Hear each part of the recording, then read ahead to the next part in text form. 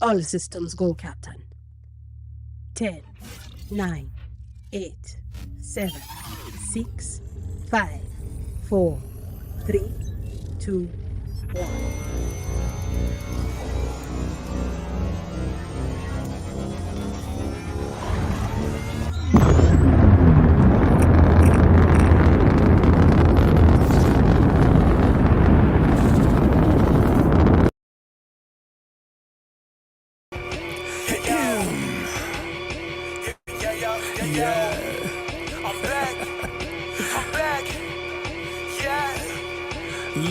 Crazy ain't the great nerdcore rap guy. Got into a dual fate and I just pulled a trap card. Third-rate rappers with a fourth-rate catalog. Destined for the shadow realm, y'all should never act hard. Flow is so insidious that I need an apprentice type. Master with the force, peep the context in my sentence, right? Phantom like the Sith is, just don't ask me what my pen is like. They know that I'm the menace, who you kidding? Bitch, I'm Dennis Knight. Sweet to drive, hide-headed, rhymes with Shirley Cole. Tested, you can never twist my metal like the jury goes. So I ain't never mad when I push it to the max. I got Chris riding with me, bout to turn this bitch to Fury Road. Since animated, I'm the one the crew congratulated. When this will provide protective cover like it's laminated. Damn, I made this 16 like a guillotine. It's fascinating. If you think that you're ahead, you get decapitated. All that aside, I ain't merely here to rap words. I'm here to tell you who representing for the black nerds. And to remind you, neither one of these are bad words. Biggest living mirrors, they just choose to see it backwards. Who be the leaders of discussion when a topic trends? Dissections got the culture under microscopic lens. Who got the type that you can miss it from the start and make you feel like an expert on the subject by the time it ends? Check the stat, Louis, viewership is mad nice. All these other shows don't seem to cut it, that's a bad slice. Off the books with unscripted drills you can't write. No vampires, but these interviews on Anne Rice.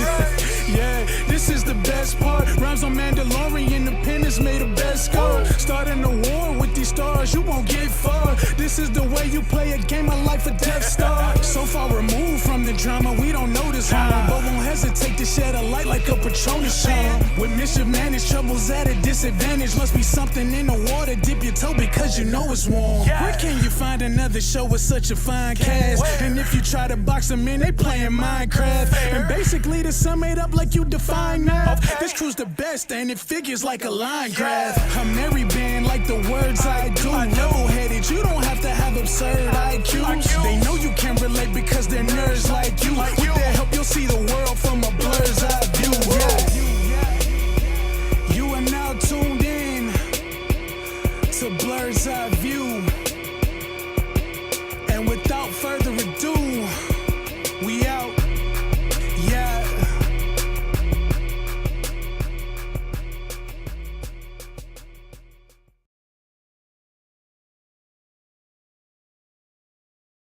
Whoo, everybody, thank you for tuning in another episode of Blerd's Eye View. I get hyped when I hear 8 just drop 16 over anything. And that was over Villainous Beats, which Villainous, I know you over there kicking your heels and enjoying the fruits of that labor, same as 8. So thank you to the both of those brothers for participating and helping us out getting a new show or a new intro to the show. So thank you very much. If this is your first time here, thank you once again. I am your host, Chris Fury, the man on the wall.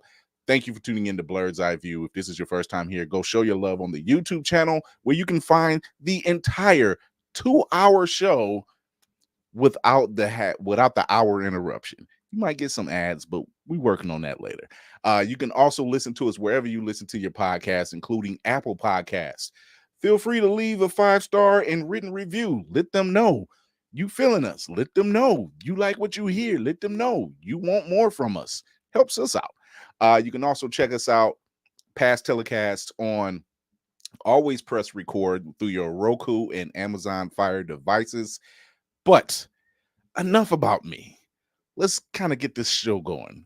My brother, the pastor of the ship, the shepherd book of the crew, the preacher in the pulpit of Blerd, my man, the frosty bearded one, Navy Montel. I told you, I got a lot of them. I told you, you didn't believe me. You be pulling them out. Yo, between you and Clutch Boy Wonder, I swear you two be doing it every time. Oh my gosh, what's going on, man? Nothing. I got a little piece this past week, and I said I'm gonna take my time to put it together. It's probably gonna be after. Ooh, sir. So I do Legos, to kind of settle my mind, because if I'm not reading comics, I'm doing Legos, and that's kind of like that's my piece, right? That's God, it's my piece. That's why I waited. I've had it for a week, and I'm like, not yet, because I don't want to rush it. That's fair. I feel you on that one. So our guest today is family. This is someone that I've known for quite a while. Yes. So this man, when I say since day one, we're talking since day one. Look at that. Okay. Look at that, representing and supporting. And of course, I'm wearing a shirt of one of my favorite characters. This. We'll talk about him later, but Sky is everything. Sky is everything. I want to thank one of our viewers. He says he's paying this. But like Mabane, thank you. I hope I said that right. If not, correct me. I'm humble enough to take that correction. But thank you. So thank you for paying your tuition, as it were. Wow. It won't put you into debt, so you don't have to worry about that. And we won't come after you like Sally Mae. So I think exactly. Easy E, what's going on, my friend? What's happening? He says, did y'all do the review on the Cape Crusader yet? I said, we doing it tonight. So see the people. I pay attention to the people. To be a Blerd and to actually love this is probably an understatement. Facts. I notice a lot of people do stuff for clout. They do it just to be seen. The glitz and glamour of it all. The glitz and glamour. Look, DC will tell you. DC from What the Shit, he'll tell you. He said, I don't care if it's 2 people watching. I don't care if it's 200 people watching. I'm going to do what I got to do because I like what I do. Thank you. And that's what it boils down to. I just wish some other people in our community would understand that it's not about posturing yourself. It's not about putting yourself up so people can see you. They'll feel your passion. Just be genuine. Just be yourself, and they'll gravitate to you. There's a reason, and I'm glad you said that. What I've been doing, what I've been building for 4 years has led me to one of these premiere moments, and is being the head of the press corps team for Blerd Station. And that has led to the press team of Blerd Station being the main hub of, think of it like ESPN or a pregame for the Super Bowl. We're being the press for BlerdCon, July 12th through the 14th, 12-hour stream, all 3 days. You're going to get some interviews from people, like from the vendors and from some of the people at the con goers and everything else. You're going to get stuff that we're talking about, stuff that we've seen, all live, all right there in your face, having fun, blurbs and all, so. But yeah, think of it as though those aren't able to make it. Think of it that you being able to be there because we want you there, but life has said no, you can't be there in person. There's a lot of work going on for to make it happen, guys. There's a lot of work behind the scenes. I have no idea. It's a labor of love. It's definitely a labor of love. So, so thank you for all that's joining and checking us out. I want to get to our guests. And maybe I think I want you to introduce them because you already got your hands in the pit. Really? Yeah. Go ahead. Don't do this to me. Look. If anybody has a very exuberant way of bringing somebody on board, it's you. It ain't just me. I've seen you work. Okay. I've seen you work. Look, I'm gonna say this before you bring him in. Okay. Last year at BlerdCon, last year was when I made Navy part of the crew. But prior to that, I went in and sat in on his Blerdicorn panel. And he came up to me before his panel. He's like, look, brother, you don't mind talking to you. I'm like, hell no, I don't mind. I don't mind. I didn't know I was going to be a guest, and I still didn't mind. And it's not the only time it's happened.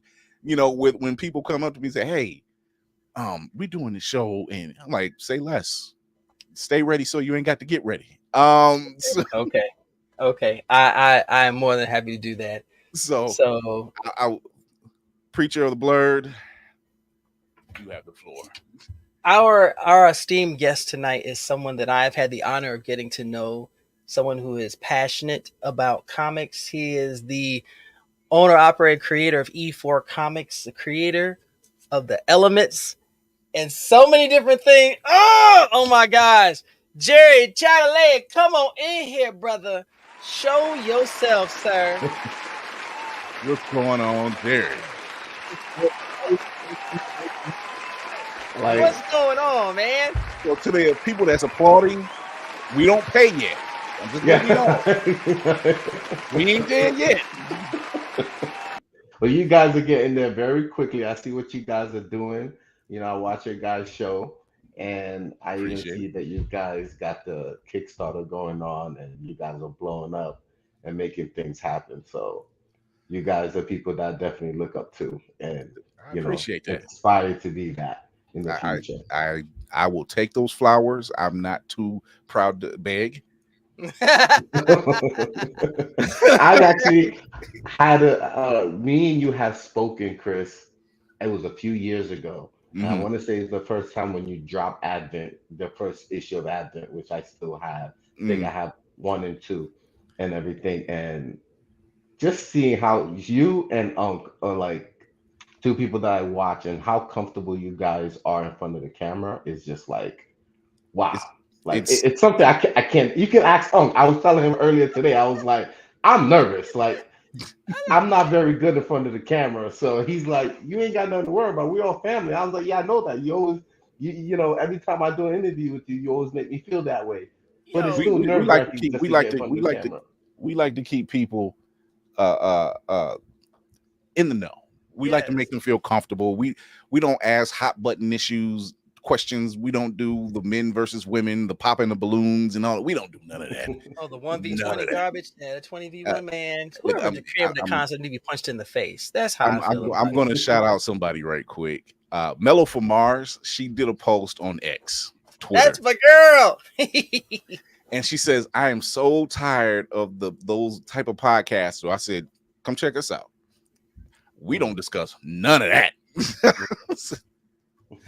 So, Jerry, you just started a Kickstarter. Well, it's supposed to. It launches July 10th. Okay. So as of right now, the notification page is up. Right behind, right around the corner then. Right Yeah, around the corner. right around the corner. Literally. You see what I'm holding in front of my face, y'all. Let me explain something to y'all. I am such a fan of this story. And of course, I'm wearing the shirt of my favorite character, Sky. And Jerry said, who's your favorite character? I said, Sky. He said, done. Not only did he send me the shirt, he sent me the coin. He sent me the yo with Nigga got E4. more coins than I do. All I got is 2 Wakandan coins. Those are valuable coins, though. They're Wakandan not going coins, anywhere. what? Like, Yeah. I'm like, can we get in there? I'm like, no, this is my way into the kingdom. Are you crazy? Yeah. Mine. These are my two coins across the river Styx right here on my eyeball. That's how we gonna do it. I'm telling my wife, I'm like, if I die tomorrow, bury me with the coins. Why? I'm like, look, That's I right. am going to see Bas. I am going to see the ancestors. I need to And they'll let be them down know it's really me. And they'll be on the side. Are those E4 coins? Yeah. Oh, well, come on in, dude. You're good. Come on. You're good. Come on. So, Jerry, your book, The Elements. Let's talk about it. What was the inception of The Elements? So, me and 3 of my closest friends, we grew up in Brooklyn. You know, it was a very hard time. We grew up in a ghetto neighborhood, you know, drug dealers, gangs, whatever the case may be. Um, so us four always stuck together. We kind of kept each other out of trouble, kept each other on the right track, helped each other out wherever, you know, we could. So we all grew up together. We're still friends till today. They still have, you know, they're the ones helping me create the book and everything. We were very big into cartoons from Ninja Turtles, Thundercats, you know, all the good stuff growing up. And one morning, I remember waking up like around 5:30 in the morning, and this is like before school, and I wanted to see what's on TV around that time. And that was my first introduction into anime. I saw Dragon Ball Z for the first time. Oh, here we go. And, Here we and, go. I forgot he told me this before. I was like, So if you're gonna ask me and what's my number his one cherry was anime, popped. Yeah, it's gonna be Dragon Ball Z. You his know. cherry was popped. Everybody, it definitely was. It's a done deal. There's no crime in that. It's Yeah. so. So I remember calling my boys up and I was like, yo, y'all need to wake up around 5:30 in the morning. Y'all need to check this shit out. It's different. I don't know what this is, but it's different. So they woke up the next morning and started watching it. We met up. We started talking about it. We was like, we don't know what the heck this is. You know, it's not until later on down the line we learned that this is what's called an anime. This is like Japanese art and everything. And we just got submerged into it. Then from there, started watching Ronin Warriors, Techno Man, and yeah. So eventually, One Piece got in there, Naruto, Fairy Tail, Black Clover. It was just You got some choice ongoing. picks, my friend. You know, so and then another big thing that I really love watching was the Avatar, The Last Airbender. Big fan of that. So we were always into elements and everything growing up. So we kind of decided to like pick elements that represented us. You know, like my friend Corey was fast as hell, so we made him like lightning.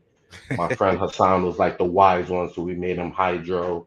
My brother was sky because he was just he could sleep on anything. If you see Unk's shirt, you see like he's sleeping like that. He's That's just comfortable him anywhere. to, He just comfortable. yeah, it's just him to the T. Like we had a game growing up where we would just put random stuff on his bed just to see if he would sleep on it.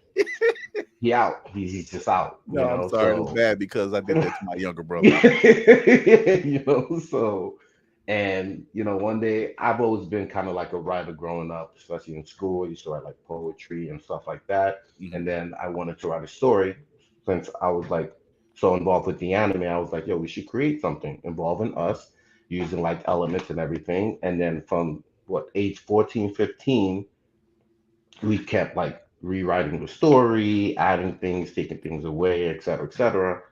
And we just kind of like had it in our back pocket for over the years because none of us are like real artists. So the difficult part was finding an artist to bring this stuff to life. So Some of those images I showed, those when I seen them, I'm like, these are good. And as I was reading the bio, I said, okay, you're an EMT out in New York, correct? Yes. Okay. Are you familiar with Legend of the Daywalker? No. Okay, because he's an EMT too, but he's out in New York. I'm not sure what section, but he dresses up as Blade a lot. So I'm like, I wonder if he's friends with Legend of the Daywalker, but nevertheless. Yeah, if he works at a fire department, I could definitely find him. Okay, yeah. So he was our first we was the first live podcast he had ever done. He had never done podcasts. So it was pretty much like you were nervous. And you know, he was just like, yo, this was all right. And I'm like, yeah, we don't do all that other stuff. But we like to have fun over here. So you've already named off some of your favorite anime and the influences of said anime. I want to show when Navy gets back, I want to show this clip. But what anime are you trying to watch now? Basically, I'm still keeping up with my One Piece. The two animes. Yeah. I'm like 10 episodes behind. I went on a binge. Exactly. Like I try to let it build up so I can binge watch. So that's always been my setup. Don't worry, Whoopi, it's okay.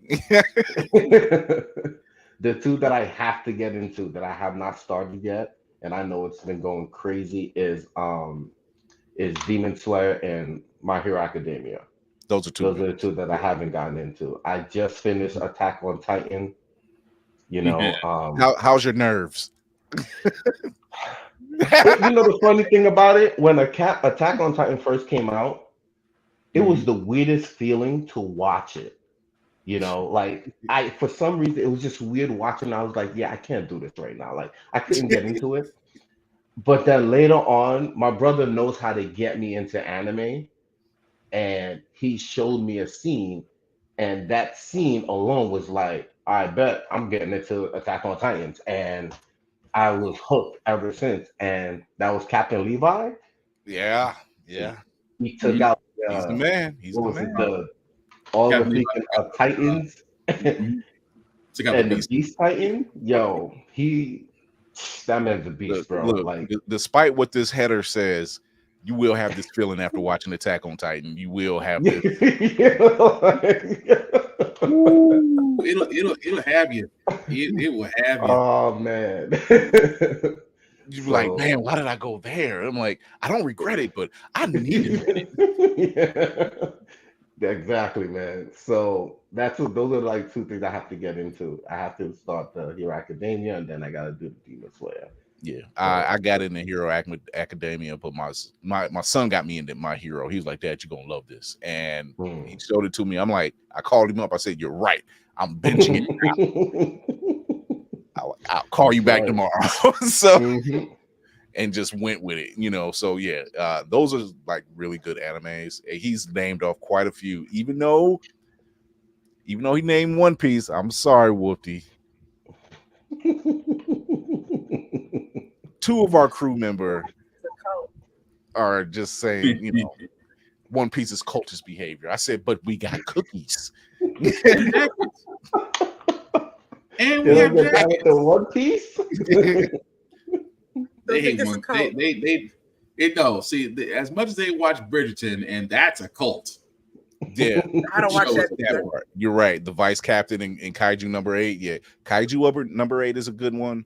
When Windbreaker starts off really good. But it wastes no time. Kaiju number 8. Go Loser Ranger is another good one. Go Loser Ranger. Yeah. Imagine the Power Rangers. Oh God, that's all I was afraid. Yeah. I'm a big Power Ranger fan, so we're gonna go there already. So imagine the Power Rangers, but the putties that they fight, it's always it's staged that way. They're staged to look like heroes. Really? And the putties always reassemble, so they're supposed to lose. And it's for the public's comfort and everything. And then one of the putties decide, you know what? Enough's enough. I am tired of losing. I am tired of being the bad guy. And it's just his journey. Like, I'm going to show them and I'm going to beat them at the end game. So, all nerd entertainment was right. Solo leveling. Wow, I can't talk. Solo leveling is a good one too. Yeah, that's a good one too. I did like that show. Yep, Tafari, you said it right. Power Rangers meets the boys, exactly. Not as perverted, trust me. Wow. I just watched episode. Just and of course, we recommend Windbreaker too. If y'all ain't caught Windbreaker, y'all get hands in the first 10 minutes of the anime. Okay, yeah, you know how it is, Jerry. When you start watching an anime, and it's the build up. It's like the setting the scene and everything. Yeah, you can't make a ham sandwich. Why you just might as well just wait till the episode's over, because Windbreaker sat there and said, forget the backstory, we just gonna go ahead and start fighting. If you sitting there making your sandwich and you got the meat in your hand, just take the bag of meat, sit down and eat out of the bag. Don't worry about the meat, none of that. You may sitting there going, oh, this is good, wow, this is great. So we got you sent me your trailer for your anime, The Elements. Yeah, I want to show that to the crew and everybody that's watching right now. Okay.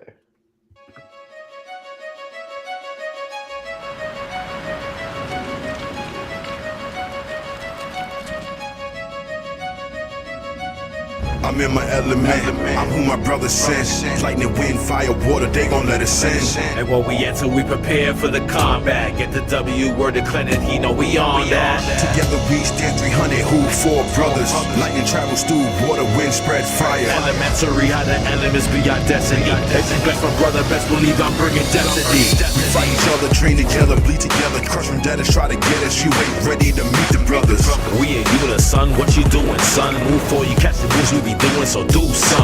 I tried to warn them, had to show them, now we run up on them. Believe my inner element, don't need to sneak up on them. Play with fire, get burned, don't be shocked when you learn we got rid of your reign, you overturned.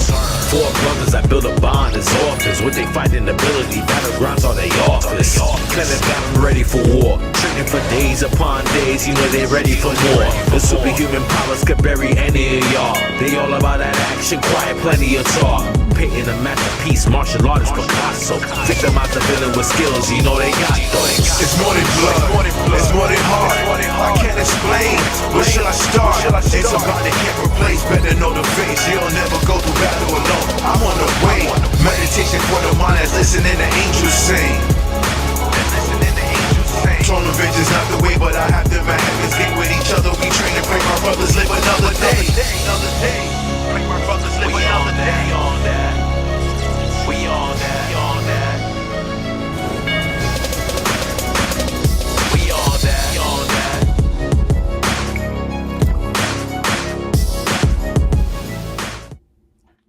Dude, I'm ready. Where is the soundtrack when I need to work out? Let's go. I'm ready. Where's the soundtrack when I need to work out? The soundtrack came from my boys, Jimmy Inc. and Young Guys. They actually were the ones rapping on the track. I was going to ask you. I'm like, who's doing that? Because yeah, they've been doing it for a minute now, so they decided to bless me with that. Man, if that ain't something you can work out to and get hype at the same time, just for no reason. Go to the gym when I get off work tomorrow. Like, I'm hoping to actually have another one in process. I wanted it to be ready by this Kickstarter, but it's going to be a bit on a delay because the person that normally helps us do the animation kind of like had an issue with like his team or whatever, so he's kind of like doing things solo now. So I got to give him more time to get it done. So I know animation is not cheap. Because I am looking for a crew. I have a crew. I just need like a 2-minute intro, not even 2 minutes. I just need like a minute, and then the rest I can throw footage over. I'm like, just the crew just teaming up. I got a whole thing in my mind.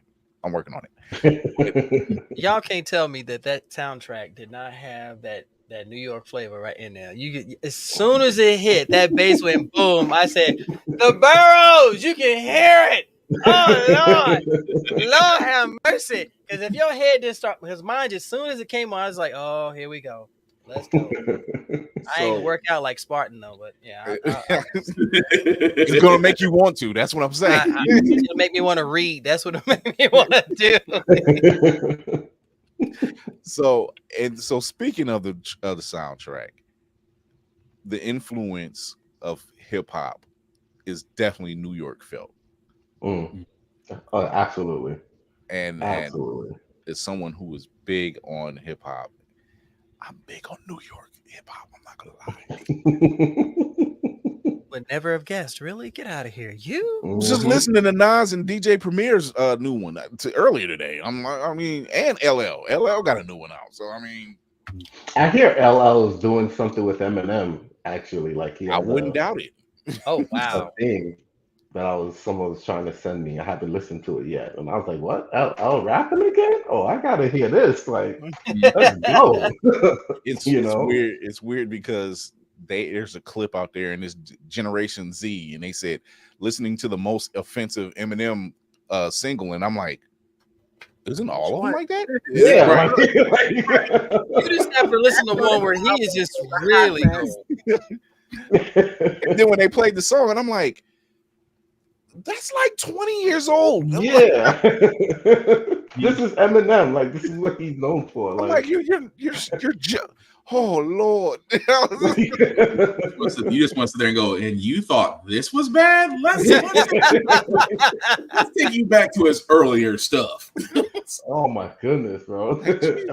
Y'all heard this song, Stan? All right. Yeah. Yeah, we heard it. Their reactions were just like, damn.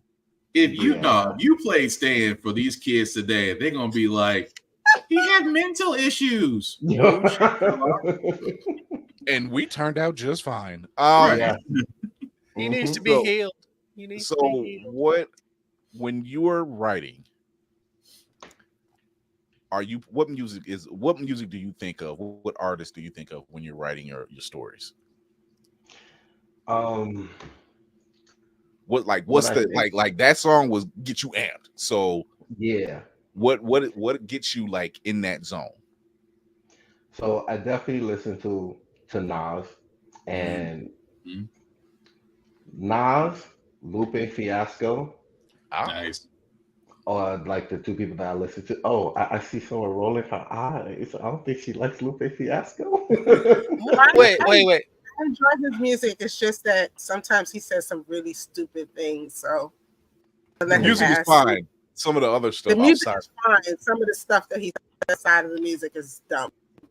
Okay, that's a fair. I fair- would just, fair. I would love Kick Push, and I would everything else. I just throw it out the window, okay? Because Kick Push is my anthem. Everything else, yeah. Those don't first take three it. albums I had on repeat for Yeah. quite a while. Yeah.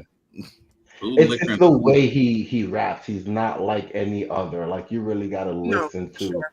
what he's saying Mhm. to like really catch on. Like I feel like I got to open like my encyclopedia just to educate myself enough to understand what he's trying to say. Like that's how I feel when he spits. I got Scorp King over in the IG channel. He says, watch your mouth, Fury, no Bridgerton slander. Hey, I haven't touched Bridgerton. I'm just saying, you can call One Piece a cult, and then I'm just saying teapot meet kettle. That's all I'm saying. I don't watch So- Bridgerton either, so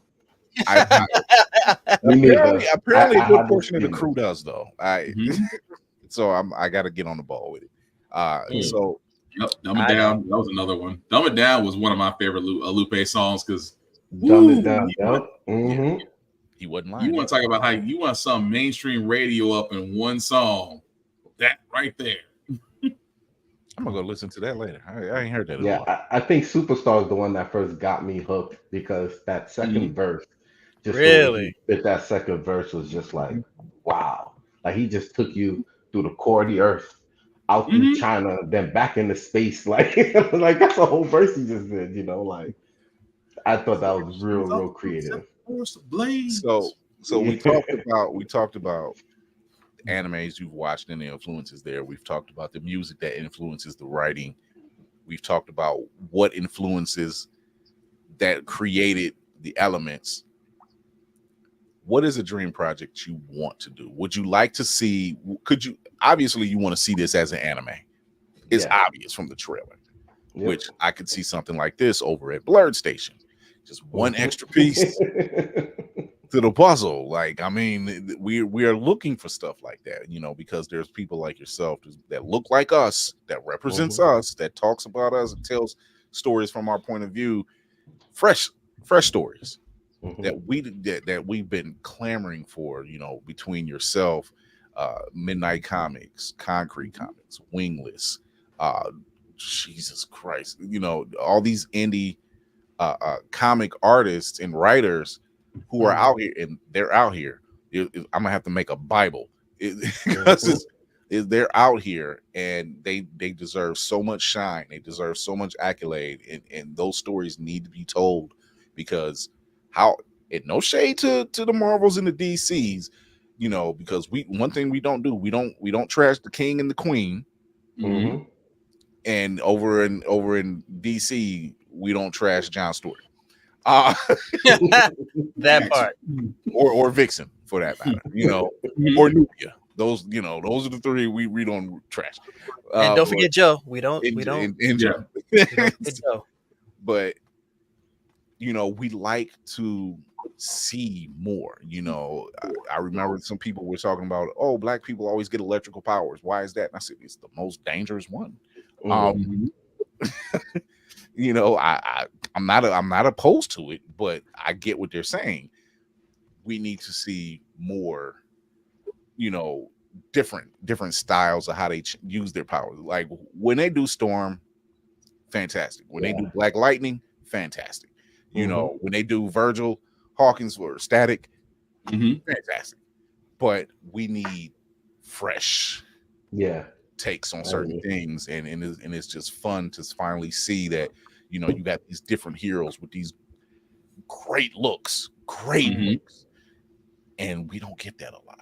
And I'm glad when you have something like yours, it's something that needs to be seen. Maybe. Well, first of all, Jerry, it's this seeing you come as far as you come, my man. It makes me proud every time I see you post and create, and with the Kickstarter coming out for the new one.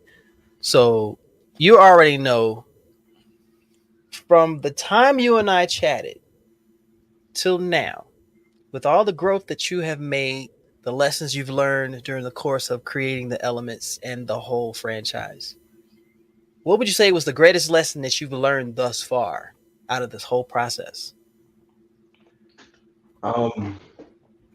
Don't give up. I mean, that's just, I know that's very basic and everything to say, but it's kind of like coming from me, who's a writer, you know, and like I said, I've had this story written out for quite a bit and it's been evolving and everything.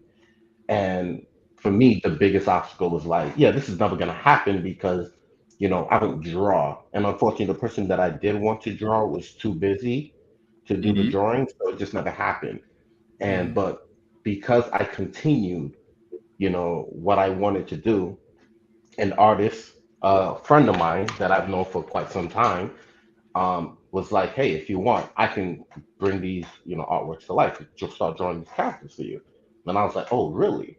So that kind of sparked the original creation of the elements.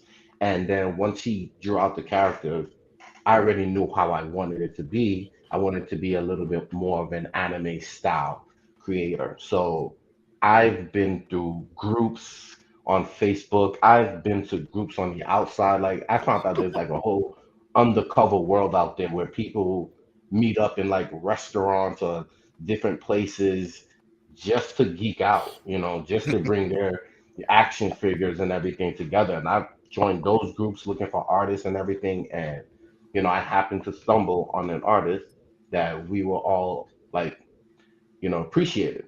And this guy was the first person that created the elements, and that's issue 0. It's the very first one. This came out in what, 2016? I want to say we dropped that. And we didn't really drop that with like, it's not like issue 1, like with the backstory. It was just kind of like, I guess kind of like the show you guys were just talking about, how the first 10 minutes is just action.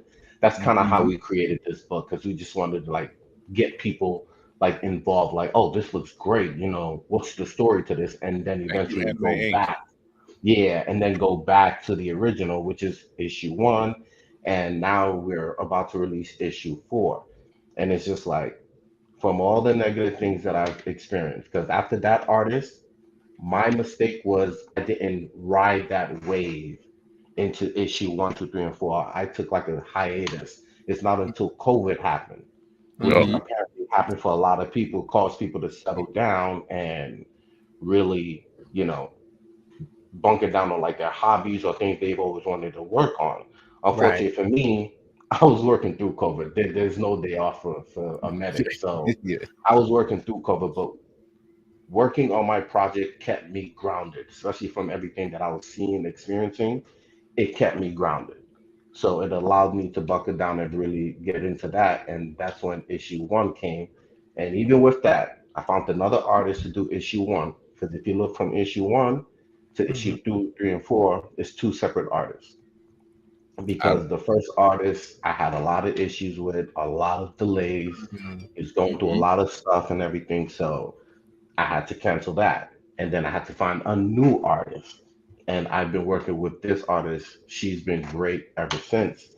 And I'm like, yo, like these are the trials and errors people don't see. These are the things that you experience. So like for me, whenever I tell my story, I like to tell my negatives first.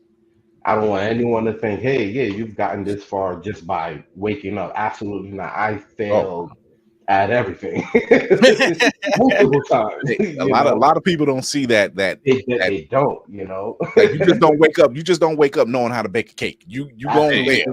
Yeah, they see the finished product, but they don't know the steps, the processes, and the levels that it took. They don't see the burn pans. They don't see the burn pans. They don't see.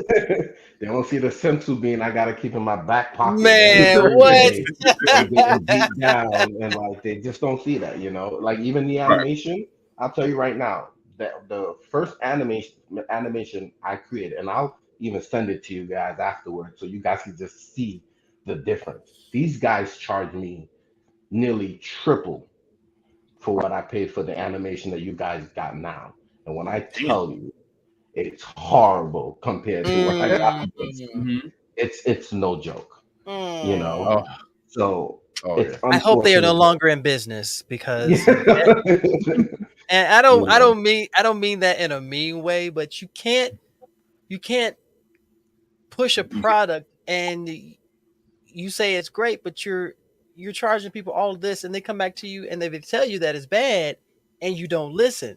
Because a lot of these Mhm. companies do that. They'll tell you, "Well, this is the best we got." Well, for the price you paying me, you should have bought me a damn car. You Yeah, serious? exactly. You Yeah. know, like it looks like they were just more focused on getting every bit of cent they can get out of you. Every little change was like, oh, well, you gotta pay this then. Oh, you want to change this? Oh, you gotta pay this and everything. And it was just like after I paid for it and I got the product done, I was just like, yeah, this ain't all that great, you know. Yeah. So then Like this it'd be guy. like, I'm good. I'm good. Yeah, you know, but this artist basically, when he first got into animation, he came to me because he's been doing work for me, like also from the beginning. He's done like a lot of promotional artwork for me and everything.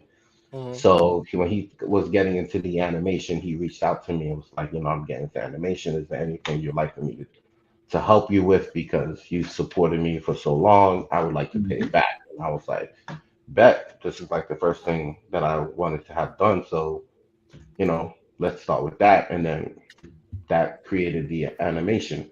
So you're always going to go through trials and errors, and it's always going to seem like, you're at your wit's end.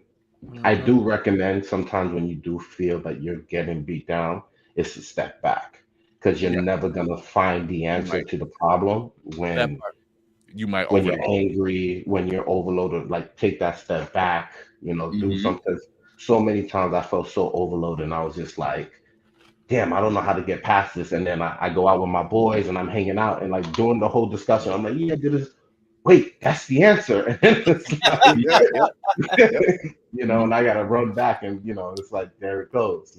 So I yeah. always recommend when you're feeling that overloaded, just take that step back, clear your mind, and the answers will come.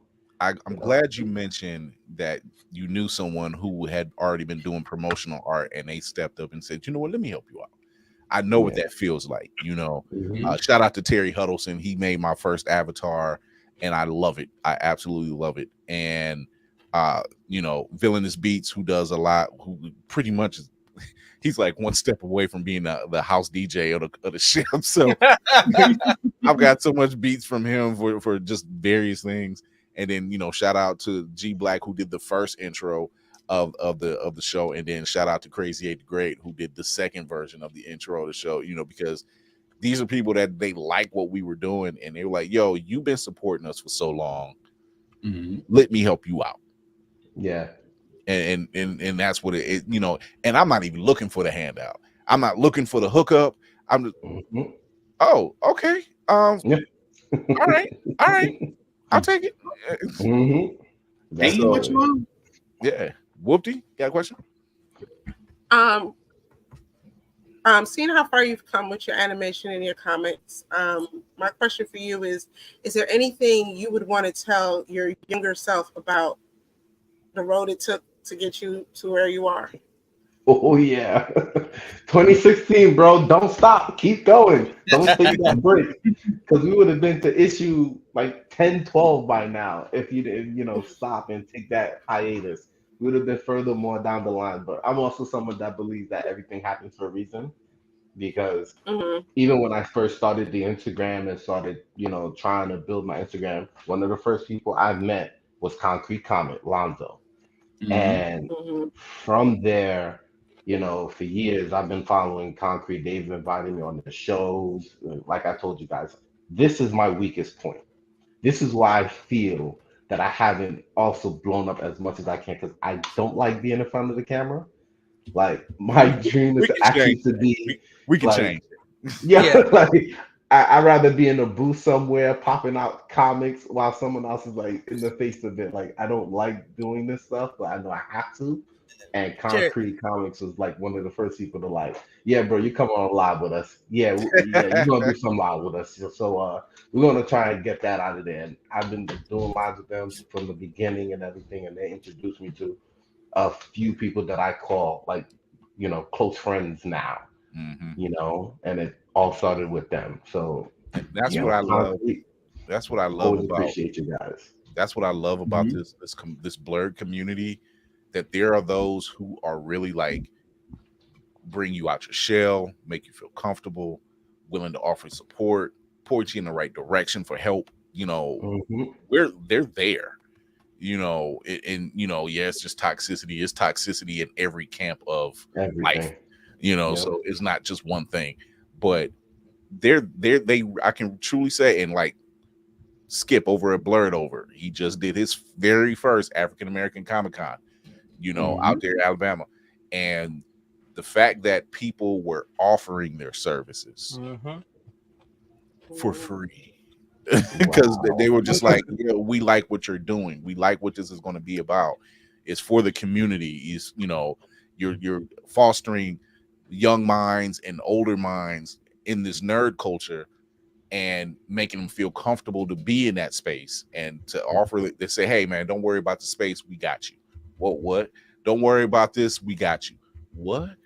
So it's the grace of God that double take. Like, wait, are you sure? Like, what? Yeah. Are you trying to set me up right now? Right. So Anime Ink Art says a lot of us that do art or comics sometimes are showing our face. We've gotten better, but some days I don't want to. I get it. I get it. It's that social battery thing, and I get it. I have it. People like Chris, you easy to talk to. Yes, I am.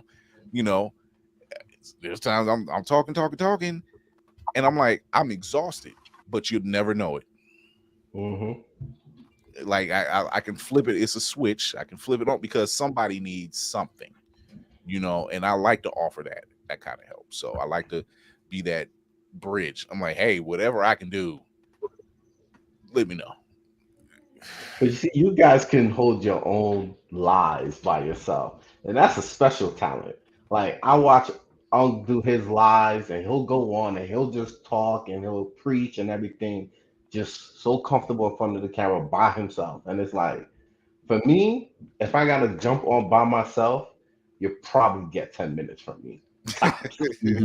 Tops, because it's hard for me to, especially by myself, to keep a conversation going or just to keep talking about something and etc. Like, so when I see people do it, to me, it's just like so amazing. Like that is a true talent that I don't think people realize that they have, because they don't realize people like me that can't even fathom just doing something like that. Yeah. Now, if you're a dick, that's you're going to get a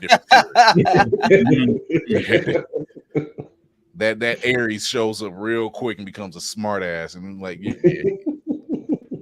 So what I'm saying is like what Spartan says, don't be a dick. We all be cool. Spartan, you got a question? The only thing I guess I have to ask, because with the elements, because I was really looking at your IG page, and I love the whole idea aspect of it. I mean, don't get me wrong, the music is fire. I definitely love that. But from just, I guess, and this is a question you've already answered. Please forgive me for sounding like a broken record, but when you say it's the Dices, or am I pronouncing that right when I say Dices Saga? Dices, yep. Okay. How did you come up with that? As far as using that as the beginning of your story for this particular outlet? So originally, when I created the Element story, it was obviously designed to be an anime. So, like we were just discussing, animation costs a ton of money. So we realized after a while, like that wasn't going to be like the stepping stone that we're going to use. We have to get into comics. So I've written this story out, like I said, a while ago, but now it's converting it into a comic book. that was kind of like challenging for me. So with that being said, Dices is kind of, I want to say he's like the Raditz of the comic. Like he is like the first biggest villain that the brothers have to face Okay. once being The introduced Raditz, to huh? their ability. You know, because they just got their powers of the elements. Like they were already discovered that they were already different from normal people. Because the backstory, basically, they were found. There was 4 babies that were found abandoned in the woods, and they were picked up by sisters from an orphanage, and they were raised in that orphanage. And even growing up, like they noticed, like these kids are like stronger, faster. They barely get hurt. Like they're not normal. So Right. now finding these stones, giving them the powers of the elements, now you have this group called the Chronos that are coming because they've been searching the cosmos for these 4 stones. So Gotcha. once discovered, basically sent out like a beacon, was like, yo, we found the stones. They're here. We need, someone strong because if you've seen like the first issues, like, yeah, we got our butts kicked. We need you to send someone stronger to try and come and get these stones. And then that's where the Dice saga begins. Ah. So his thing is supposed to be like he can kind of like cut matter. Like he has the ability to cut through matter and everything. So Gotcha. Oh no, I mean that I do dig. I like actually the direction of where you're going with that, because I whenever I see certain titles, I'm just curious how those titles came to be. And yours kind of, when I saw Dices, I was like, that reminds me of and this is probably showing my age, and I know probably Chris and maybe you're gonna agree with me on this. This is probably, I mean, when you said Dices, I was thinking more like Fist of the North Star. I was thinking Macros. Yep. So that's all I was like, oh, he gets it. He gets it from alone. That got my attention. For the record, when he mentions Fist of the North Star, he means the anime, not the live action. Yeah. No, we will never talk about the live action. No. That blasphemy. But most live anime movies are blasphemy. I want to say, honestly, until One Piece came out, I wasn't a big fan of these live action things. There's a lot of hard shoes to fill. Yeah, it really is. Really, like when you think about, here's the like if you think about like Dragon Ball Z, and I hate for that word to even come out of my mouth, but that movie, that live action movie. And for the record, that movie, we've had the guy who wrote the movie. That wasn't the one he wrote. He said, man, yeah, that was a studio decision. And this is what I always say about that. And I'm like, do you know what's crazy? If you took Matrix, the last Matrix movie, part 3, and you titled it Dragon Ball Z, that would have been a better Dragon Ball Z movie, hands down. I said this. I literally said perfect Dragon Ball Z movie. That was it. That third one when him and Smith are fighting, and I'm like, me and my son are in the theater, like, this is Dragon Ball. This is Dragon Ball. Like, dude, this is what we should have gotten. This is like the androids, because even when you're watching it, it has like the android aesthetic to it, because it's like, Goku or like Vegeta fighting Android 18, they're equal, or Vegeta's a little stronger. What ends up beating him is that they don't lose energy. Right. We do. Yeah. And you see that slowly happens during the fight. And I'm there like, this is the Android saga we're looking at. How is it that we got this from the Matrix and then we got this trash for a Dragon Ball Z movie? It's like you said, you came out around. You came out during the time the Matrix trilogy was coming out, which means you came out in the midst in the action scenes. That I'm like, this. Make it make sense, Lord. Says a lot that how can one movie get the fight scenes down right, and you're looking at the other movie like, y'all just didn't go to the movies the same time we did. If you see this, I feel more like, why are you here? Once again, it just had you in. It just had you in the. Oh, facts. Had you in the moments. Had you in the moments. I don't get it. So, I want to show that Kickstarter for the people that's out there watching and listening and everything else. It's, you said July 12th is when the Kickstarter starts off. July 10th. July 10th. So July 10th, you want to go check this Kickstarter out. Check it out now. Go check it out now. You want to go show your love and your support over there, and this is how you do it. Jerry, we're gonna take a break, and we're gonna come back. We're gonna do a little bit of news, and then we're gonna talk about have you been watching the Acolyte? Ooh. No. Okay. I have not started yet. I've been hearing so many mixed things about it. I'm like, I don't worry, know. Worry not about the mixed things. Okay. I got a better question. Is he coming to BlerdCon? Yeah, are you coming to BlerdCon? Maybe not this year because oh my gosh! I just came back from North Carolina. Maybe something like one day. Oh my God! I can see you now just falling out. You know how the kids be acting out in the store. Wow. I don't ask for too much. Maybe just say goodnight, everybody. That's all right. Well, we are going to take a quick break. When we come back, we're going to cover two movie reviews, and we're going to be talking about the Acolyte episode 5, Night. And I got what we wanted, but at the same time, it was a lot. It was a lot. It was a lot. So we'll be right back.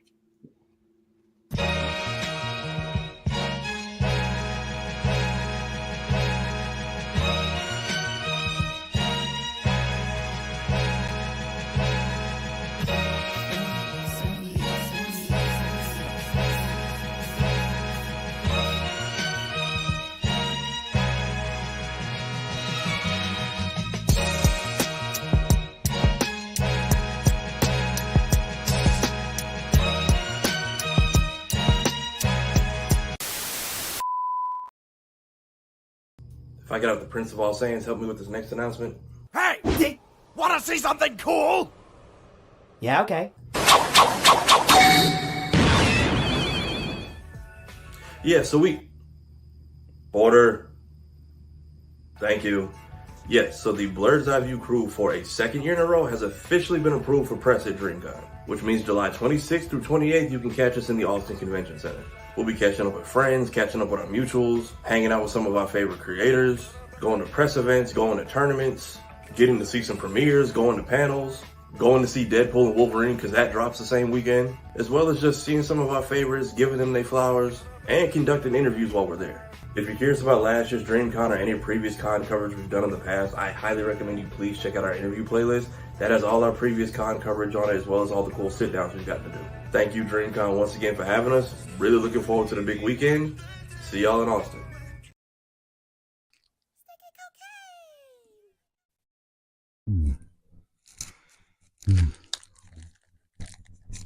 Oh, I can't wait till I get my hands on this Pop Start steak and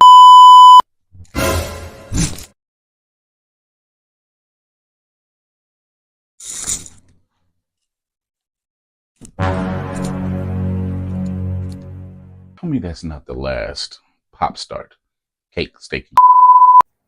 Okay.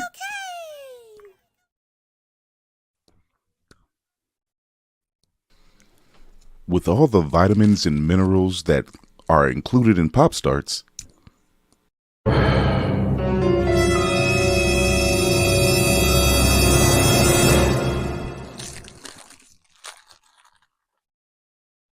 they still manage to bring a family together.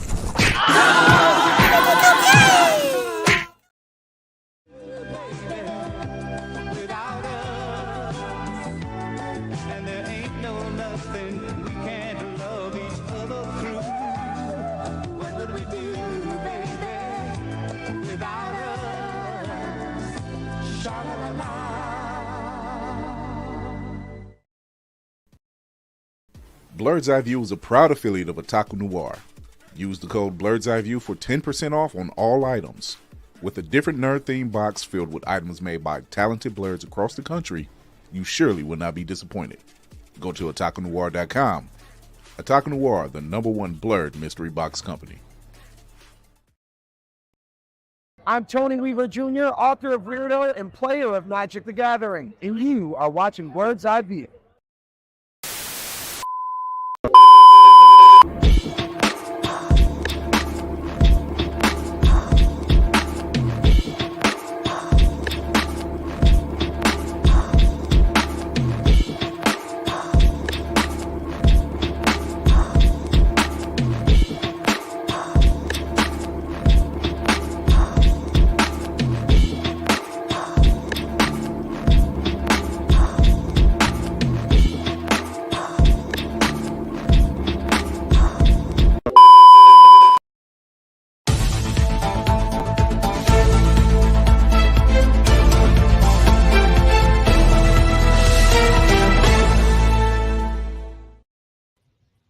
right, we are back.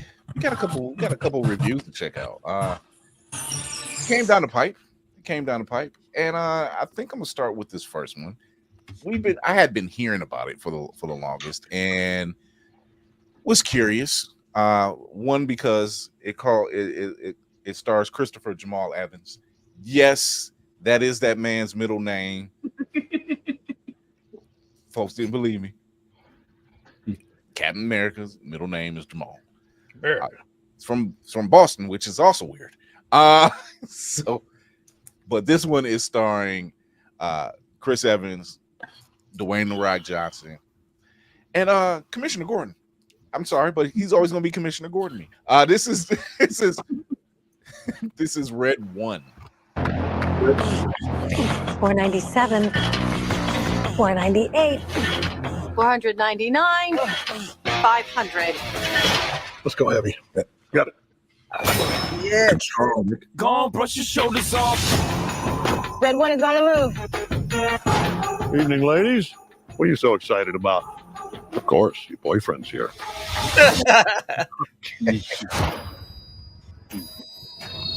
Who's with Red? Breach! Someone took that. We're gonna find him. I'm bringing in Jack O'Malley. He's probably the best tracker in the world. You guy's a legend. What am I doing here? Last night, Red 1, also known as St. Nicholas of Myra, was abducted from the North Pole complex. Are you saying Santa Claus has been kidnapped? Garcia? What the hell? You can't trust this guy. He's on the list. You don't mean... Yes, that list. NL4. Are you telling me this clown is a level 4 naughty lister? A level 4 naughty lister? Oh, is that funny to you? Hey! You're gonna help us find Nick. Come on, let's go. Grab a car. For what? You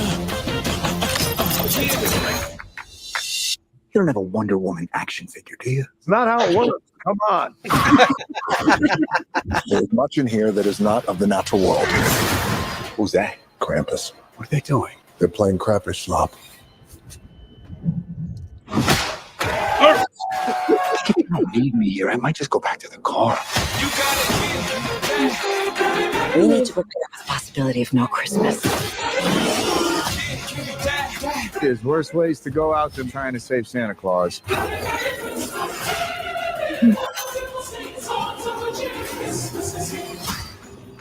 We got snowmen!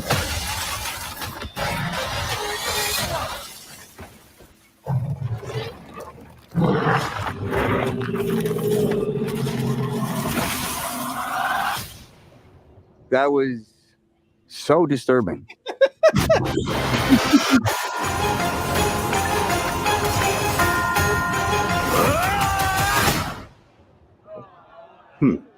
Interesting. My turn! Oh my God. My face still there? Yeah.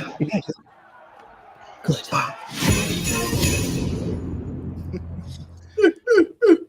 Yeah, that looks like some fun. It does. That slapping sport is really becoming famous. The polar bear got me. Oh yeah. It's those type of films, like when it comes to Christmas films, it's those type of films like that, or the Santa Chronicles that they have on Netflix with Kurt Russell. Those are fun. Those are just fun. It kind of takes out the normal Rudolph and Frosty and Charlie Brown type of vibe. Those are fun, which is why I like watching The Grinch starring Jim Carrey. That's just fun. You know, it's not just, especially his whole getting ready for the party scene. That's hilarious to me. But that will always be hilarious to me. But yeah, I think I'm gonna have fun watching that one, just because J.K. Simmons, whom no one knew this guy was that ripped until they showed him working out. Yeah, they didn't know he was like that until he was working out for Justice League, and we only got it for like 2 minutes, and he was in the trench coat, and I'm like, y'all had this man in the gym like he was about to do some damage. What was that other movie he was in? The Tomorrow War? Yeah. When I really Yeah. seen that he was built, I was like, oh, okay. So I guess in this movie, Santa Claus got high blood pressure, diabetes, and decided that I'm gonna lose all that weight. I'm gonna get built. Let's do this. It's him pushing up to 500 and then turn around and said, let's go heavy. And I'm thinking of Spartan, and I'm like, yeah, that's the first thing I thought. I was like, Clank. I said, oh Lord, that's Spartan. There, y'all. That's Spartan level right there. It's like, go heavier. Okay, somebody go get Obi, please, because this is not going to end well. Okay. Oh, the training arc starts soon for him. Oh shit. So Tafari, we'll start with you. What do you think? Red one. I was just tripping on seeing J.K. Simmons without a role focusing on the mustache or yelling. So this is already also not competing with Sonic this December. Smart move. So I'm gonna give you all that. He said Rock is doing his in between WrestleMania running TKO, UFC, WWE, buying football teams, the online smear campaign breathing down his neck, and having cheat days where he's eating like 20 pancakes with Terramana infused syrup. And that part I just added on. I can really get past 2. Bump that. He said J.K. Simmons is the real Roshi. He is. He is. He does put him a Hawaiian shirt on, a turtle shell cap, and some sunglasses. I fully agree with that. Spartan, what do you think? I'm sold. I can't get past the fact that Polar Bear just level 4 naughty lister. I never thought I would never thought I would see those words put together for a Christmas movie. We can just add that to a list of other movies such as that could be watched on Christmas, but I'm sold. I'm definitely watching that. I'm not gonna lie. Jerry? Yeah. I don't know how you guys feel about it, but I'm a Rock fan. So, I like 98% of most of the stuff that he does. I don't have a problem with it. I don't. I don't have a problem with it. I've never. Chris Evans, he's my. I really enjoy it. Like he's Cap. Like I'll be honest with you guys, like I didn't really care much for Captain America until Chris Evans. So, and then you got, I'm sold. I'm gonna see it. Why not? And for the record, it's not him being selfish to go back to stay with Peggy. That man put in 70 years. He deserves his R&R. That part. Whoopty, what do you think, Red One? It's pure dumb fun. I'm never against a movie that's pure dumb fun. I will watch. I mean, one of my pure dumb fun movies is Scott Pilgrim versus the World, and I adore that movie. And I'm like, this looks like another good time like that. Who knew Scott Pilgrim had hands? Right. He fought for Captain Marvel, fought Captain America and Superman. Right. Right. I You gotta can't forget respect about Brandon Routh. Gotta respect that. Navy. If I can get past Rock's resting acting face, I definitely enjoy this. I think the cramp is slapping him will fix that. No, it won't. And I'm sorry. I think the movie is brilliant in its concept. And seeing Chris Evans do his thing and just he has a natural comedic air about him without even really trying. But I think it's great. But it's hard to get past Dwayne Johnson's face when he makes the same face in every movie, no matter what movie it is, whether it's comedic, dramatic, action, or whatever, he got the same face like he's about to take a doo-doo wherever he's standing. And he is concentrating so hard on that doo-doo. And that's why everything sounds the same and he looks the same. I will never get past Navy Montel putting the Rock and doo-doo in the same. That's gonna be in the back of my mind for a little while. I'm sorry, Well, if you wonder where the phrase "you can smell what the Rock is cooking" comes from. I mean, if you wonder where that phrase came from, you smell what the Rock is cooking. Ain't got nothing to do with the I just can't see. I can't. Every time he smolders, I just wonder now: is he looking hard? Is he constipated?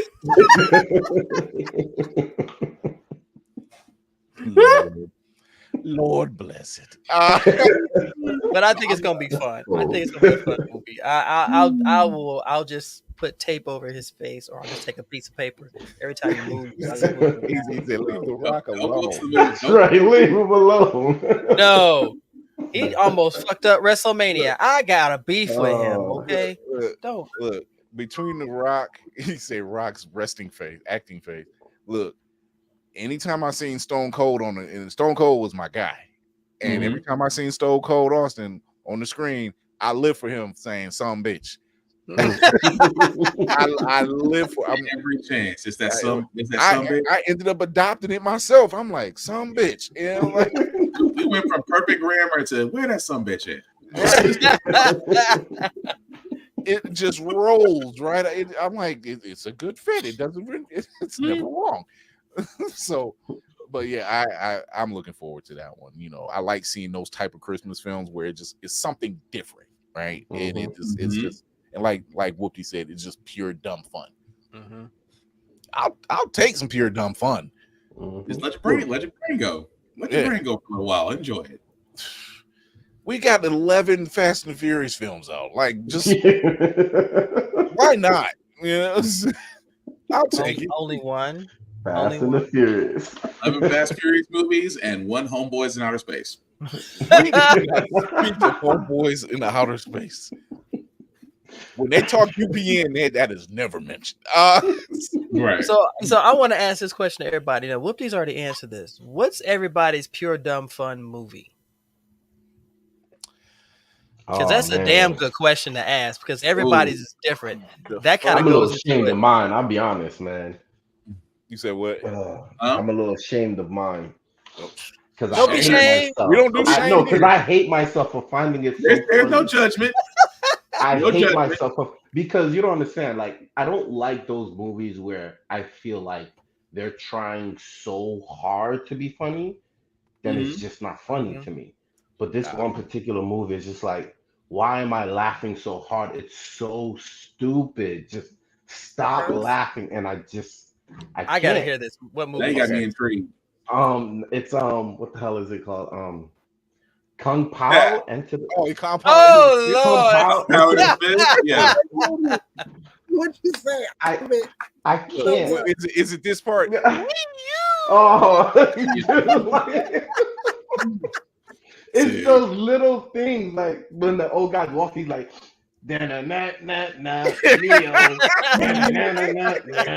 foreign, like just these little stupid things. It's the bad guy going like, and my name is Betty. No, I can understand. Every time. Oh my god! So what about everybody else? Mine is a couple, but I'm glad he said Kung Pao, Blazing Saddles, The Expendables 1 and 2, because let's face it, I was looking forward to that. It was all the action stars in one movie, so why the hell not? It's a couple. It's a couple bad Spaceballs. Revenge of the Nerds. Okay. I can still watch. I can still sit down and still watch Revenge of the Nerds. Balls of Fury. Balls of Fury. And Step Brothers. Yep. Step Brothers is a good one.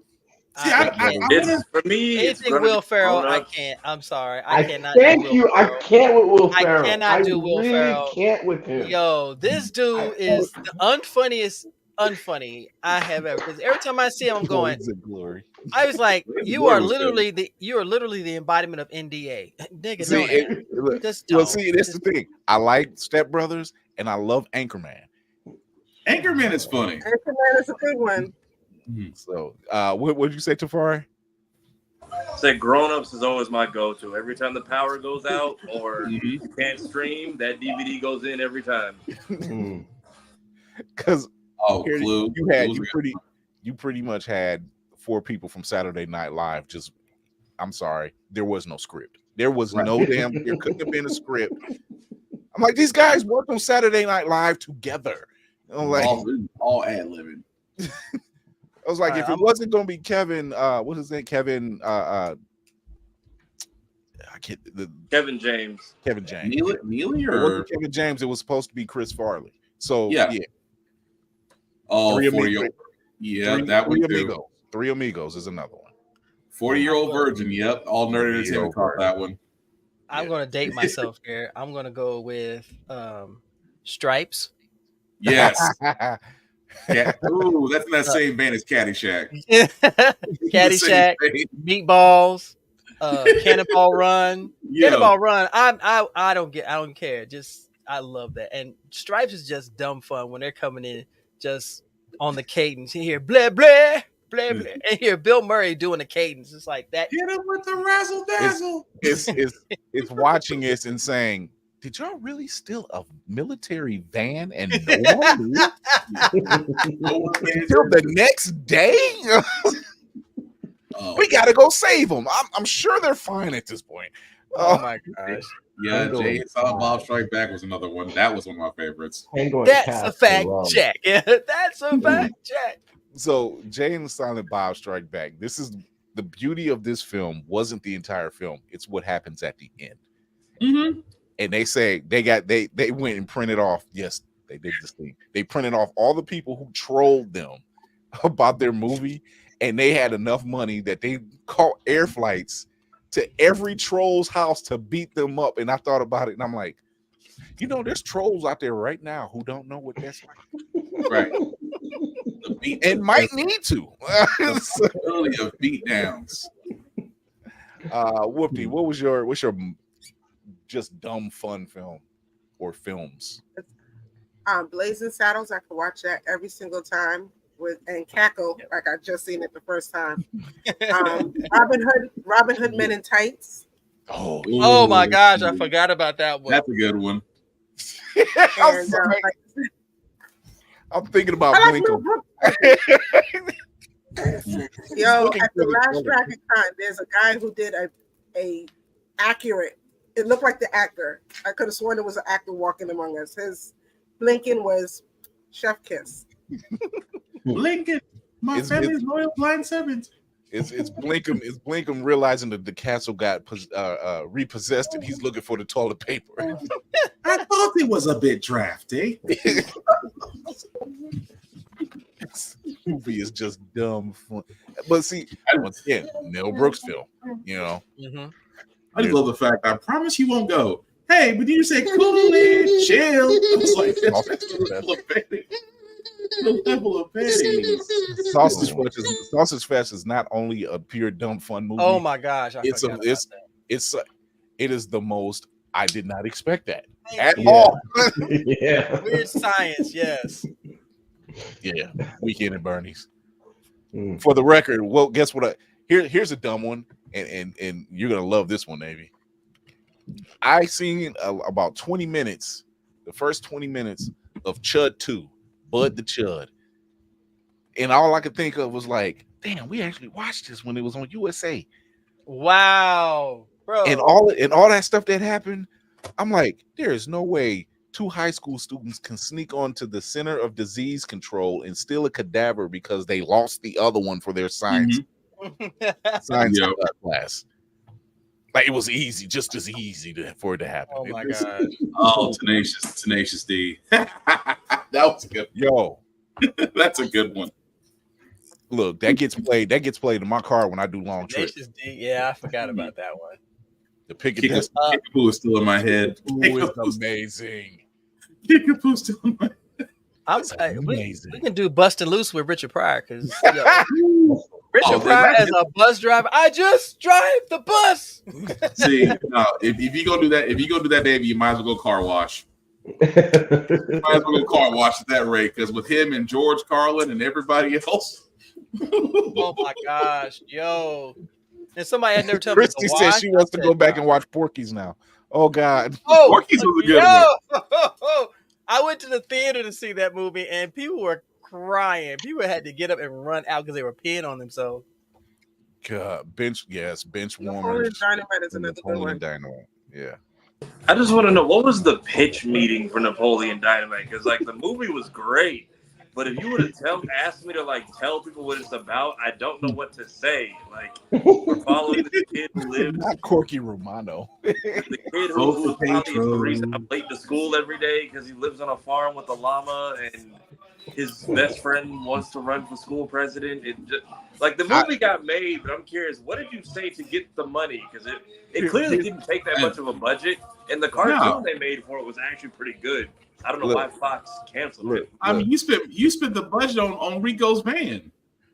That's because he could have been in the NFL. Right. Here, give me the steak. I'm like, did he just? It's a steak. What is he doing? Wow. What about the scary movie? I've often said that for Napoleon Dynamite, I've often said, I'm like, when he pulls out tater tots in class, my brother's like, what is he doing? And I said, hold on now. You ain't had tots until you had school tater tots. It's something about school tater tots. Between that and pizza, that you could bring that up in any classroom and everybody understands. Not Pootie Tang. I can't. That Pootie Tang is probably the one Chris Rock movie I can't sit through. I can't. I forgot about Pootie Tang. CB4. CB4 was so stupid. I also enjoy like scary movies 1 and 2. And that's where it cuts off for me. Yeah, because the Wayne brothers weren't involved with it anymore. Yeah, and that's I forgot how intense scary movies were. I have a 15-year-old daughter, and she was saying that let's watch a movie. I was like, yeah, let's watch a comedy. And I was like, let's watch scary movies. And just like 10-15 minutes into it, I was like, yeah, you know what? We're about to change this because I forgot how graphic this movie was. So we gonna watch something else. Like, oh my god! You realize just like, oh, I didn't know it was gonna go this far. Never like, I completely forgot. So I was like, yeah, we're not doing this. You get some jokes, you'd be like, oh, I'm like, oh wait, I didn't know that was. Yeah, right. I didn't know that was gonna happen. You kind of some of them, few of them that were forgotten. Really, Safari, not I'm gonna get you, sucker. That if that wasn't foretelling of BBLs. I remember seeing Cheech and Chong's Nice Dreams on Cinemax. Oh, my childhood. The Corsation Brothers. Yeah, he mentioned the Corsation Brothers. I'm like, how is this even possible? Monty Python, the Holy Grail. Just I can't get the coconuts out of my head. Just the sound. You're right, Wolfie. From Dusk Till Dawn. Also, but that also lets us know that Quentin Tarantino is a little bit perverted. Well, I mean, it was Salma Hayek, so you kind of can't blame him. Anybody who writes into his own script. So what I want you to do is take the worst tasting beer, put your big toe in my mouth, and run it down your knee. That sounds gross. I'll pay you $500. I'm gonna be honest with you. I didn't remember that line. All I remember is Salma Hayek. I didn't remember the line. We all remember Salma Hayek, but I was just like, when I saw that part, I'm like, Tarantino is an unsub. I'm sorry. He is an unsub that likes that is too comfortable with saying the N-word. That's what Pulp Fiction taught me. He is way too comfortable saying it. A little bit too comfortable for my flavor. When I got older, I'm like, oh. I thought you just wrote it down. I didn't know you actually said it. You know, right? Yeah, hear no evil, see no evil. Anytime Gene Wilder and Richard Pryor did a film, I had to watch it. It was the duo that we needed much, much sooner. Because actually, we would have gotten it sooner in Blazing Saddles. But Richard was going through all that stuff. Yeah. But yeah, I'm like, oh, imagine that. It's the same with Three Amigos. They said with Three Amigos, it was supposed to be Martin Short, Steve Martin, and John Candy. And I'm like, now that would have been perfect. I want to see what that's like. Oh, Uncle Buck. Dang. I forgot about Uncle Buck. Uncle Buck is a good one. Uncle Buck is him cussing out the principal is amazing. Oh, I forget. Yeah. Mariachi. Yeah. Oh yeah. The original.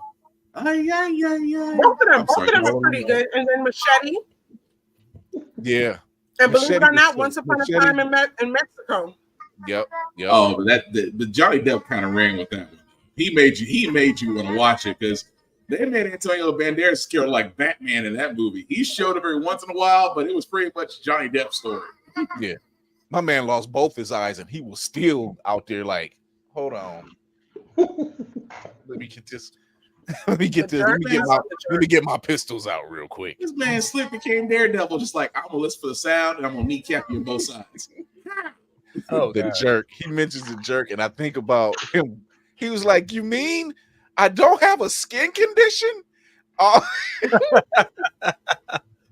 Yeah, those are crazy. The Ringer. Oh, The Ringer was good. Harlem Nights. The Ringer. There's a hilarious part in The Ringer nobody picks up at, and it's not in the script because the kids they were working with, they were special needs kids. Well, Johnny Knoxville says he took them out late and they weren't supposed to be out late, and his character does.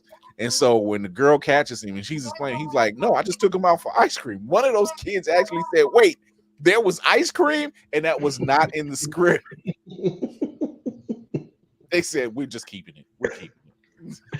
I'm sorry. I was gonna say Harlem Nights. There's not a line in Harlem Nights that you can't reference. Just although Della Reese, ooh Lord, before she got saved, man, I loved her. It's bad. I had to remind some people, like, hey, before touched by an angel, this was her before she was saved. So, she was touched. That's for sure. She would lay your soul to rest. I'm like, yo, thank God you got saved. You was one hell of a warrior. Say what you gonna say, quick. Say what you gonna. Oh, we see now we got to fight. I was like, you know what? You remind me of some aunts on my father's side on the Mississippi side of the river. Just y'all will fight grown ass men. I'm good. Smoking the Bandit's hilarious. He's having that grown ass man, Daddy. The roof of the car fell off, Daddy. I should have punched your mama in the mouth. I'm like, yo, I don't agree with what he said, but why did he say it? Is what made because only Jackie Gleason could have pulled that off, and no one else could have pulled that off. You somebody. He was like, I don't even think you my son. You know what? That's where I got some bitch from. I got it from him and Dukes of Hazzard. Just the way, just the cadence of how it's said, just like you dumb some bitch. I was like. That's where it came from. That's why I like Cannonball Run. Where else could you make a movie where they're doing a cross-country race with an all-star cast and I could not stop laughing? Including Jackie Chan. Yes. His first American film. What's this called? Cannonball Run. Cannonball Run. It's a classic. It's like 84, 85. I think. It was 85. 84, 85. It was 8 because that's when Bert. Okay, I'm ready. I got one. The Last Dragon. Yeah. Yes.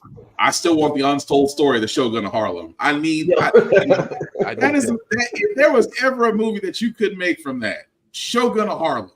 Who did you to get that title? Deion Cole, we're calling you up to stage.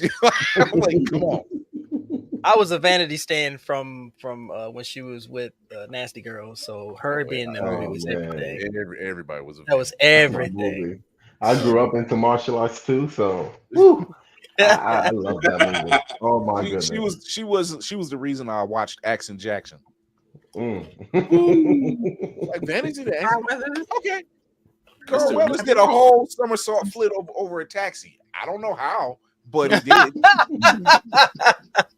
That's why I was said it. Also between Full Metal, between him and between X Jackson and Predator, just the first time hand chopped off. Still was getting Predator the business. Yeah. What about Bob? That's another one. Mm-hmm. So, they finally found a place to put Batman the Cape Crusader at, which will be here we go. Yeah, finally. But this trailer looks, as long as it ain't too big. You'll trust me, Navy. Just watch it. Just watch it. You'll love this. You'll love this. So, this is Batman Cape Crusader season 1. Asking the question on everyone's mind these days: what do you think about the Batman? I'm frightened. This whole city's gone to hell in a handbasket. Well, he's breaking the law, ain't he? So they ought to catch that freak and lock him up. I won't say it's going to be easy, but catching criminals is what we do. So this one dresses up like Dracula, so what? We're going to down. What do we know about this Batman? He's been beating the tar out of muggers and dope peddlers out there the last few weeks. He's mostly been seen at night driving that hot rod of his 100 miles an hour. And now he's even attacking our brave police. Nice car. This man is not a hero, he's a criminal. And his time in Gotham is up. Mischief afoot, sir? 3 explosions in 2 weeks. Peculiar. There's something more going on here.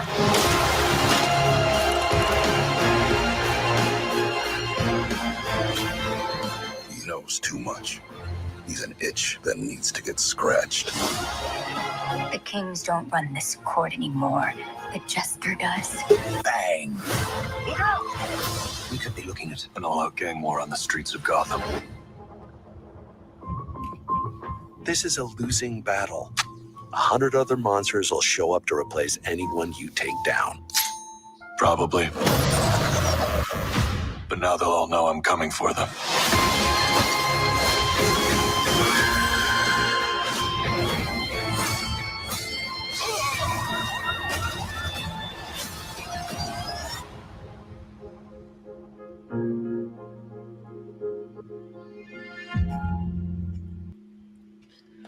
Fine, I will keep my prime. Good God, come on, man.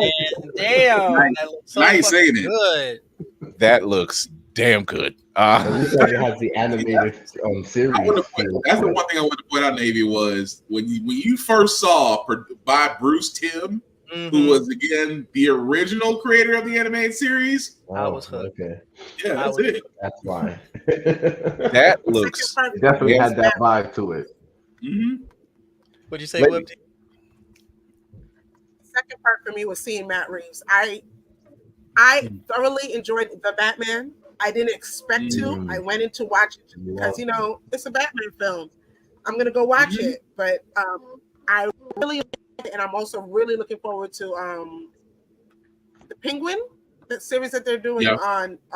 That looks So I'm looking forward to everything that has that attached to it. Yeah, Matt Reeves. So when I saw that, I was like, yay. So so here's their voice lineup, because even the voice cast, I'm like, okay. So Hamish Linkletter is playing Batman. Last seen him in Midnight Mass. Christina Ricci is doing Catwoman. Dietrich Bader, who's best known for Batman Brave and the Bold, is playing Harvey Dent. And Jamie Chung is playing Harley Quinn. I like it. Then they got then they got John DiMaggio, Jason Watkins, Tom Kenny, Crystal Joy Brown. So they got a Gary Anthony Williams. So Minnie Driver, McKenna Grace. They got a nice lineup. Yeah, they got a very nice lineup. And Hamish is Batman. When I heard the voice, I'm like, oh God, that sounds amazing. I like it. I like it. And then it's a period piece. I mean, you're doing that's Silver Age, which again, yeah, it's almost like Batman Year One. Yeah. So I'm aboard. I'm aboard. I'm sold. I'm go ahead. Oh, I'm surprised that Amazon has it and not Max. I've been noticing what they've been doing lately with a lot of Max. Go ahead, Spartan. Because I'm not. Tafari's gonna beat me to it. What are you gonna say, Tafari? Because I'm pretty sure he's gonna say the same. Oh, nothing. That's what I was gonna say. Like, if this is a gangster period piece, the Black Commissioner, I'm curious to see where we're at, like timeline wise. Yeah, but to Whoopty, to answer your question though, this is where it gets a little murky, because Amazon and Warner Brothers were kind of sharing / picking which IPs of Batman they want to do. So that's why it's a little confusing that on Max you will actually see the Penguin, but that's been out since Matt Reeves' Batman. Prime already had it set to where they wanted to tell a Batman movie, so they actually got the Cape Crusader and trademarked that, while Warner Brothers was going to fight it at first, and then they said, you can have it as long as it's a movie and not a series. So yeah, it's murky. That's why I said the whole thing between those two anomalies are just it's murky water. So that's why I was like, think of it like Spider-Man. Think of it like the Spider-Man right between Sony and Marvel. Like certain things they can and can't do. Yeah, I was wondering why they did it the way they did it. Mm-hmm. It just threw me. So, Lady Mandalore, what did you think? It's the Lady Mandalore. Yay! Hello, There she is. hello, lovelies. Yeah, Bruce Timm. Don't care. Great. Don't care if it says Bruce Timm. I don't give a shit. It could be a brothel show in the middle of Times Square, produced by Bruce Timm. I'm there. She said it all right I know now. Bruce said there's like a lot of ideas he didn't get to do in the animated series that he's putting into here. So I'm curious to see what those are. Whatever it is, it's got to be gold. Yeah, it's got to be gold. When I first seen that trailer, and I'm like, okay, we going 19. We going, like Spartan said, we're going Silver Age. And you see, then I heard his voice, and I'm like, all right. And then I seen Bruce Timm. I'm like, all right, y'all just knocked it out the park. I'm good. You don't have to convince me anymore. It looks like based on what the trailer looked like, a lot of the ideas he had for character concepts he gets to do, because before you could tell there was a company influence on certain ones. Like Harley, I love what they did with Harley in this trailer. She looks the part. I'm here for it. Onomatopoeia. I see that. I'm like, oh, onomatopoeia, Firefly. The fact that I want to say you saw the question, but I could be wrong about that.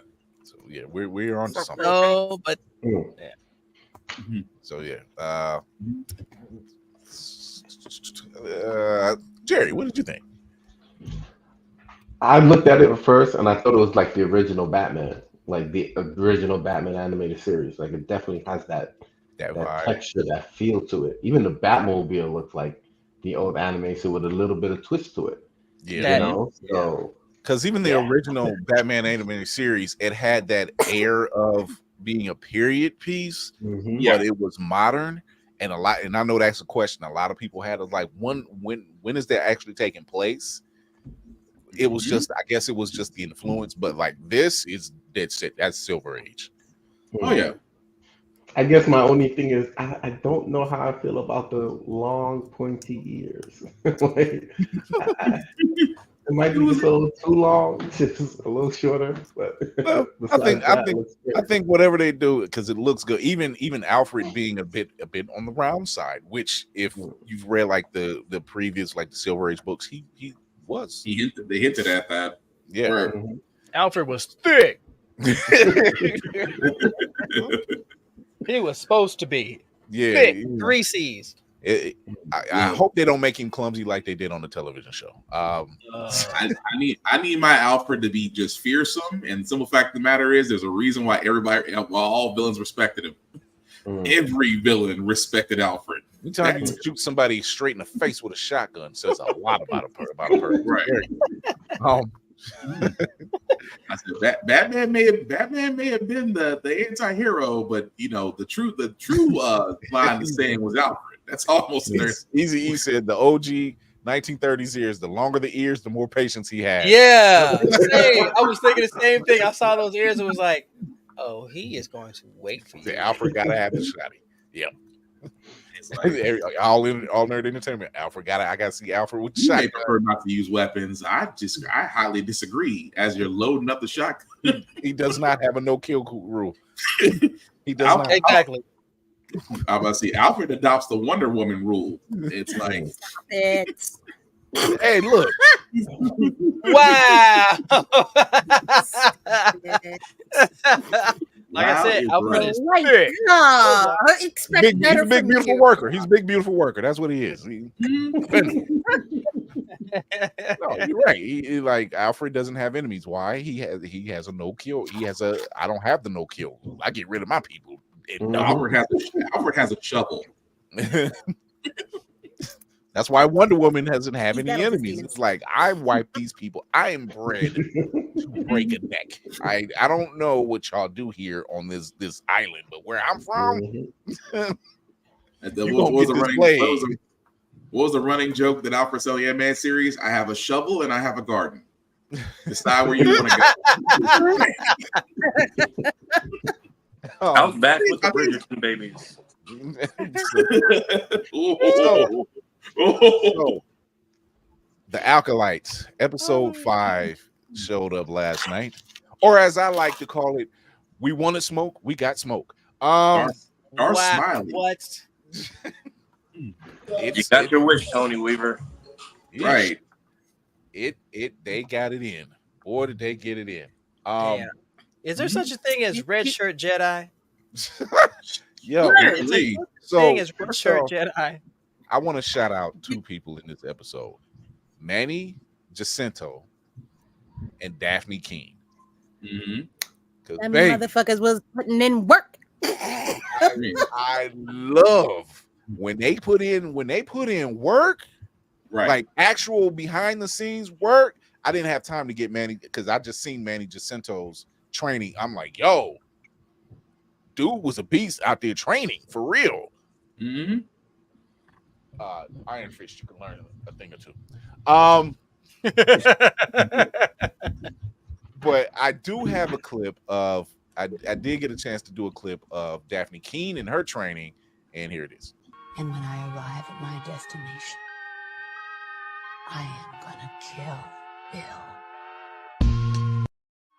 And when I arrive at my destination, I am gonna kill Bill.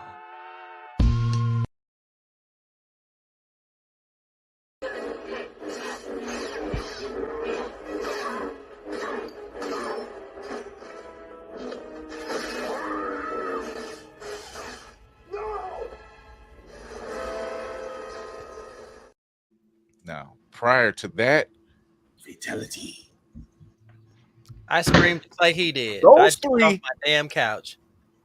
Do y'all understand I'm about to why go I pull out made my the faces I lightsaber. made when I was making them on Tuesday? Oh, we understand now. I Lady, completely understand. Mando, I was at work, and when that happened, I was damn it. Oh, that's why that happened. All I gotta say is Darth Smiley was like, okay. Smilo Ren. Smilo Ren cleared everyone. Use that as the clip. Smilo Ren cleared everyone. Give that man a Is it me or does he look like, if anybody plays Force Unleashed, he kind of looks like the Sith Starker armor they give you once you get transformed by Palpatine and made into his puppet, and you basically rework the original trilogy. It looks like Starkiller's dark side armor. Also, what kind of armor can you headbutt like 5 lightsabers, but an elbow cracks it in half? That's just, I mean, I gotta. Oh, wait. Go ahead, Kira. Go ahead, Kira. I was taught this by an elder. I believe it's called Christosis. It is older than Mandalorian Beskar steel, apparently. I did not know that. Apparently, there are 3 metals in the Star Wars universe that can repel lightsaber attacks. Because I kept because he did it to 3. He did it to 3 different Jedi. Well, 3 different Jedi, and I'm like, why? I'm like, what are they? How is it sorting out? Like, and like, I thought it was the skewering. It was a skewering of the 2 Jedi on 1 saber for me. He wasn't playing. When he stabbed the one and then he like, I'm like, right? Oh, how? I'm like, no one. How are they Jedi? Stop this guy. That man was dedicated.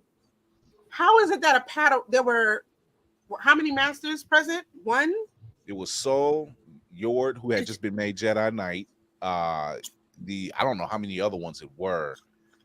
Yord didn't stand a chance. I don't know. No, he didn't stand a chance.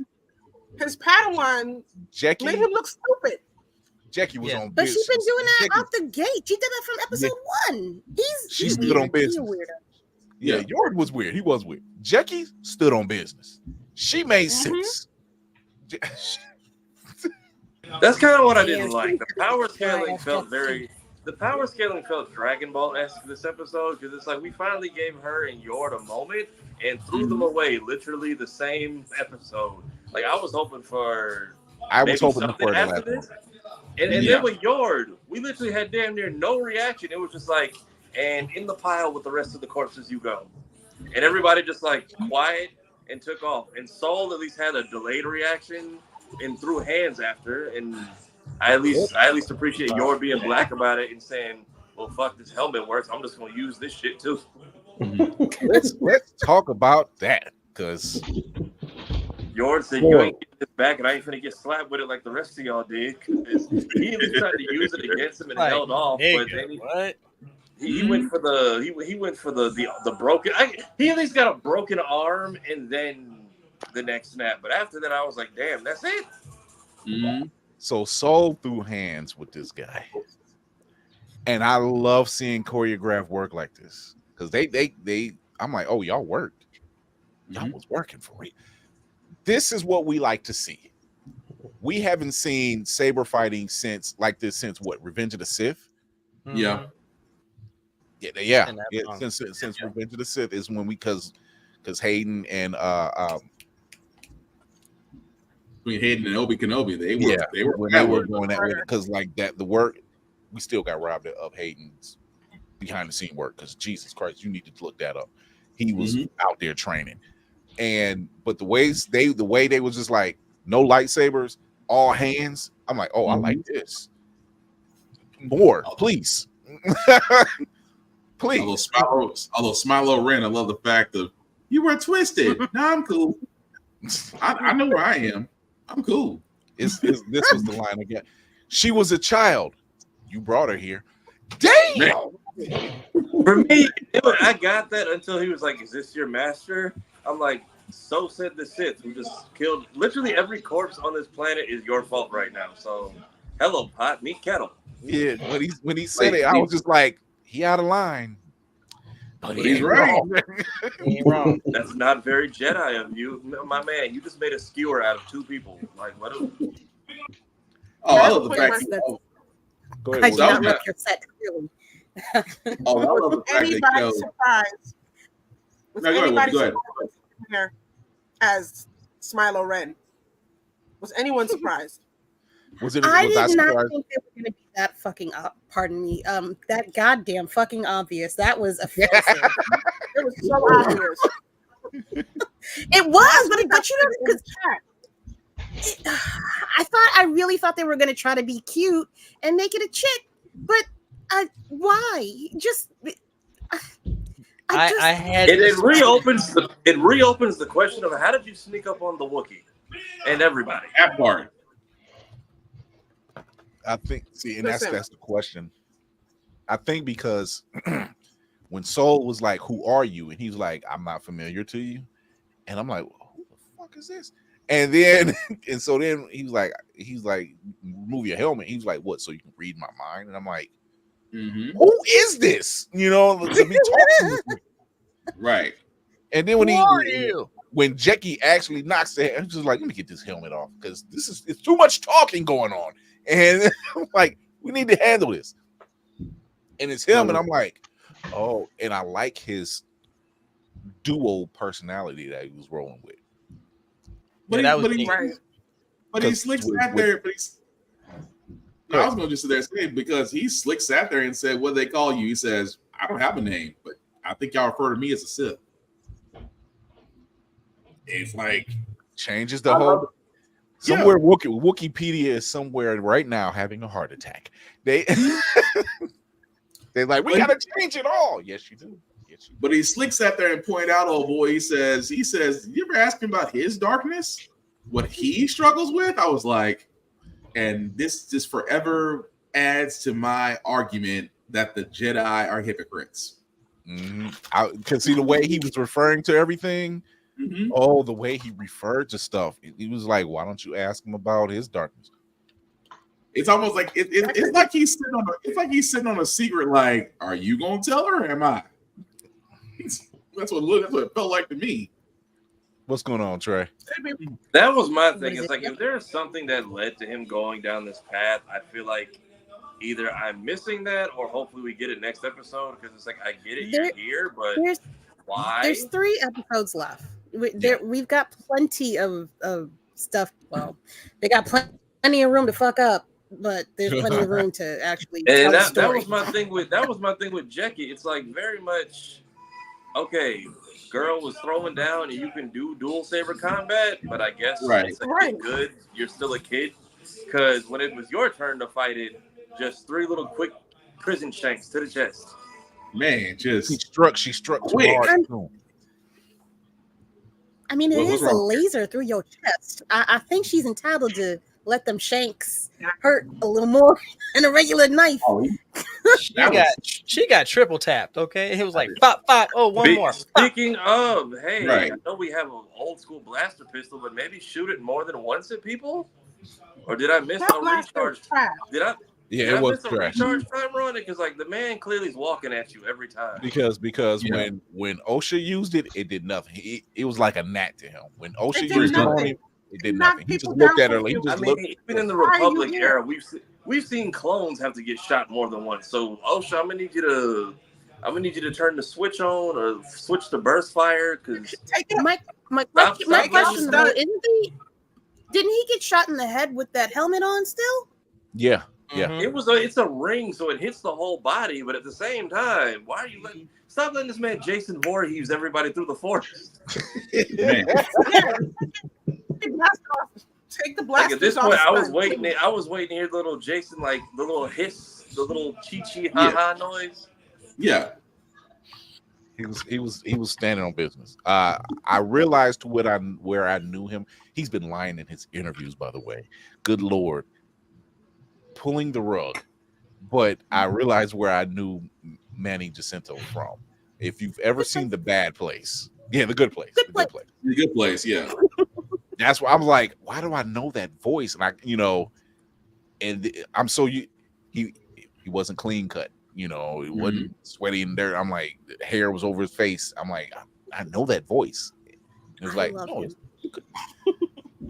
but the way if you see his training video, I need to look up his background, because the way he was moving, I'm like, you're trained in this in some form.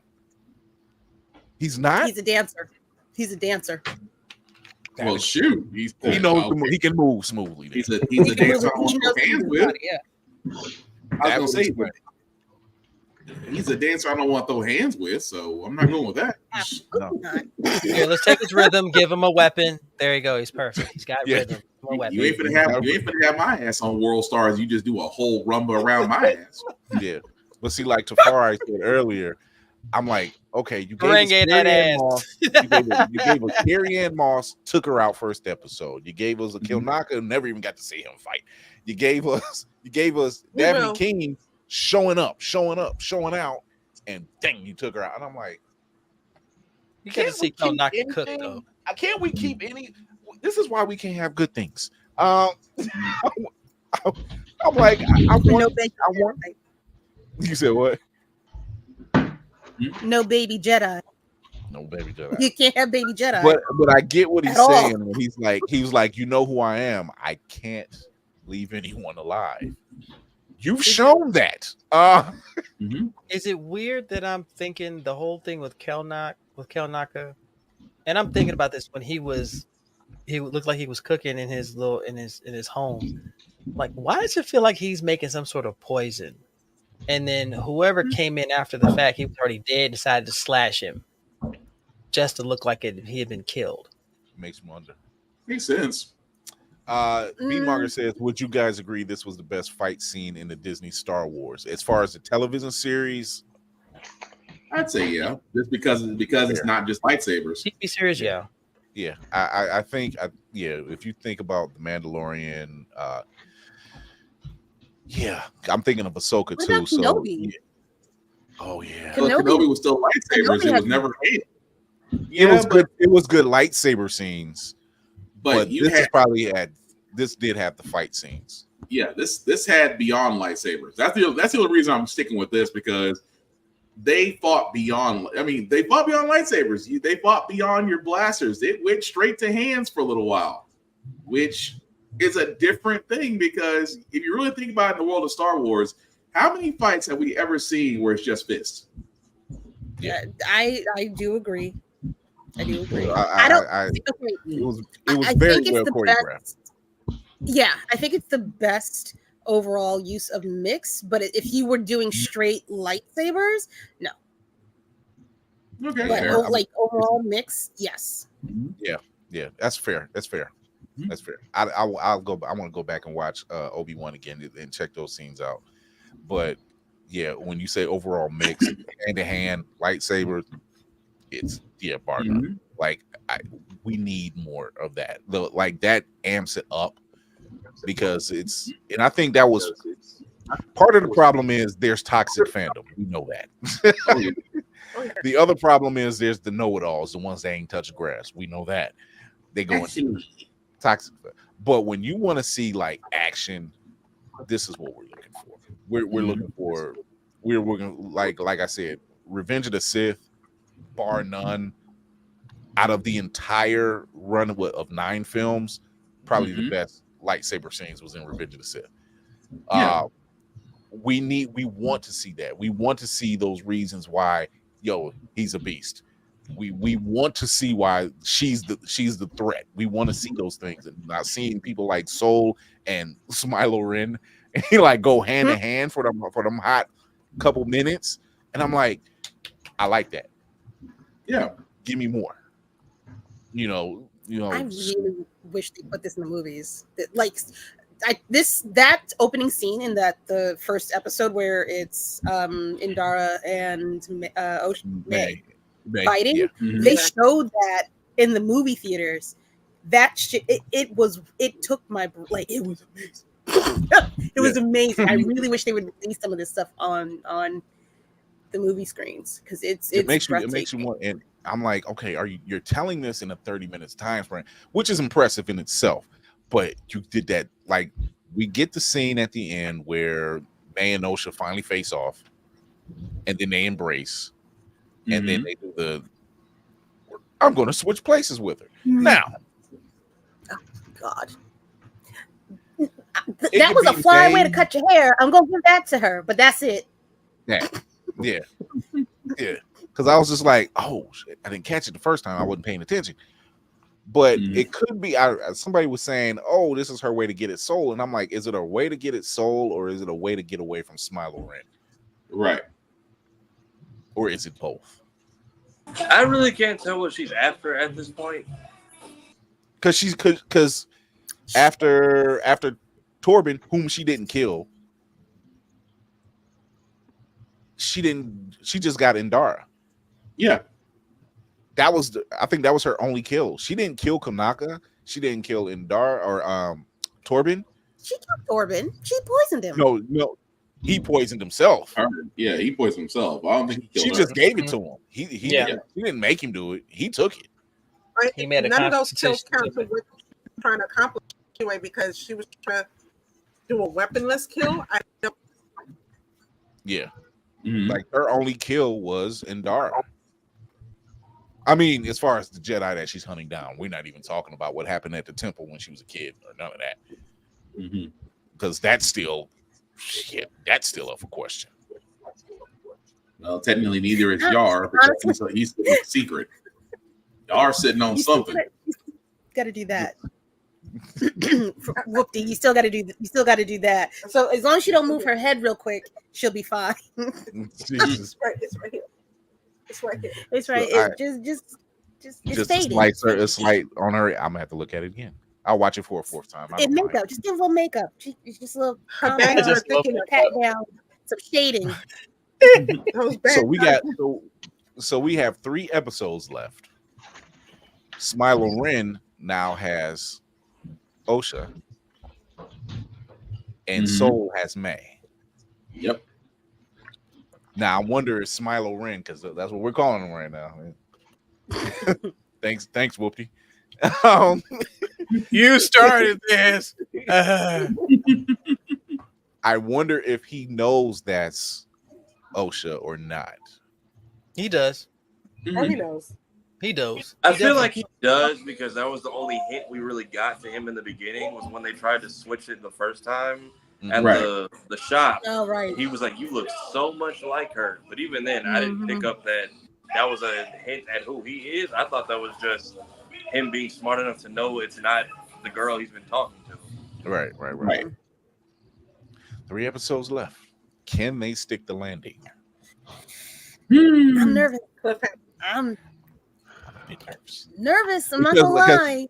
Yeah, because I need some what the hell happened for these underlying tones. Like, what the hell happened? Like, I need you have got to tell us this. Next episode, flashbacks. No, they better fucking I don't want fillers. No. It's not Naruto. Do not. I mean, at this point, if the pattern is fights and then flashbacks, I wouldn't be shocked. It seems to be. You're gonna get flashbacks. I don't want Dragon Ball fillers. No. But they have to. You're getting Dragon Ball power scaling. You're getting Dragon Ball fillers because we just bodied how many people, and then. I want to say something about that power scaling. These are the first. These are the first set of Jedi that have been able to use the Force. So everybody's gonna be different, and B, not everybody can use it.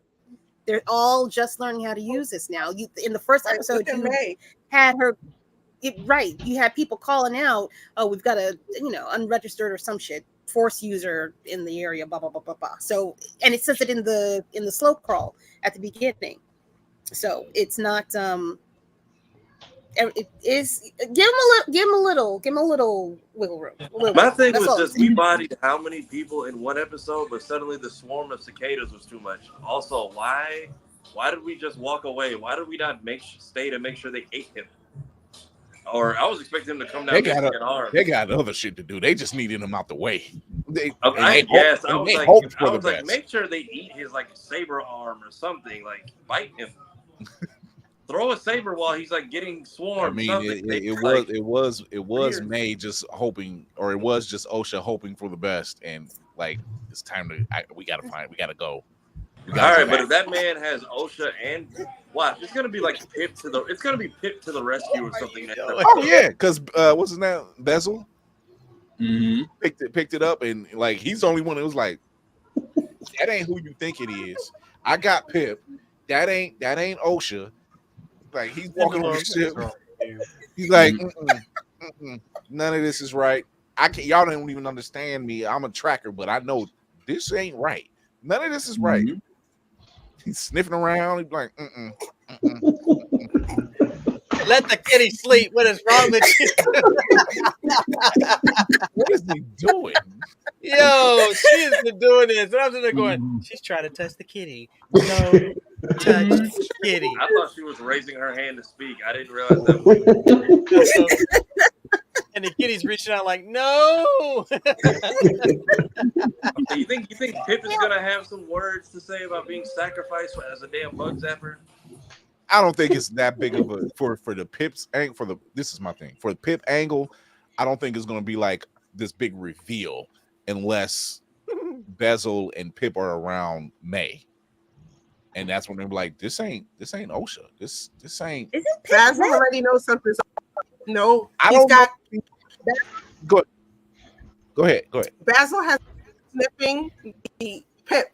Pip obviously would smell like May.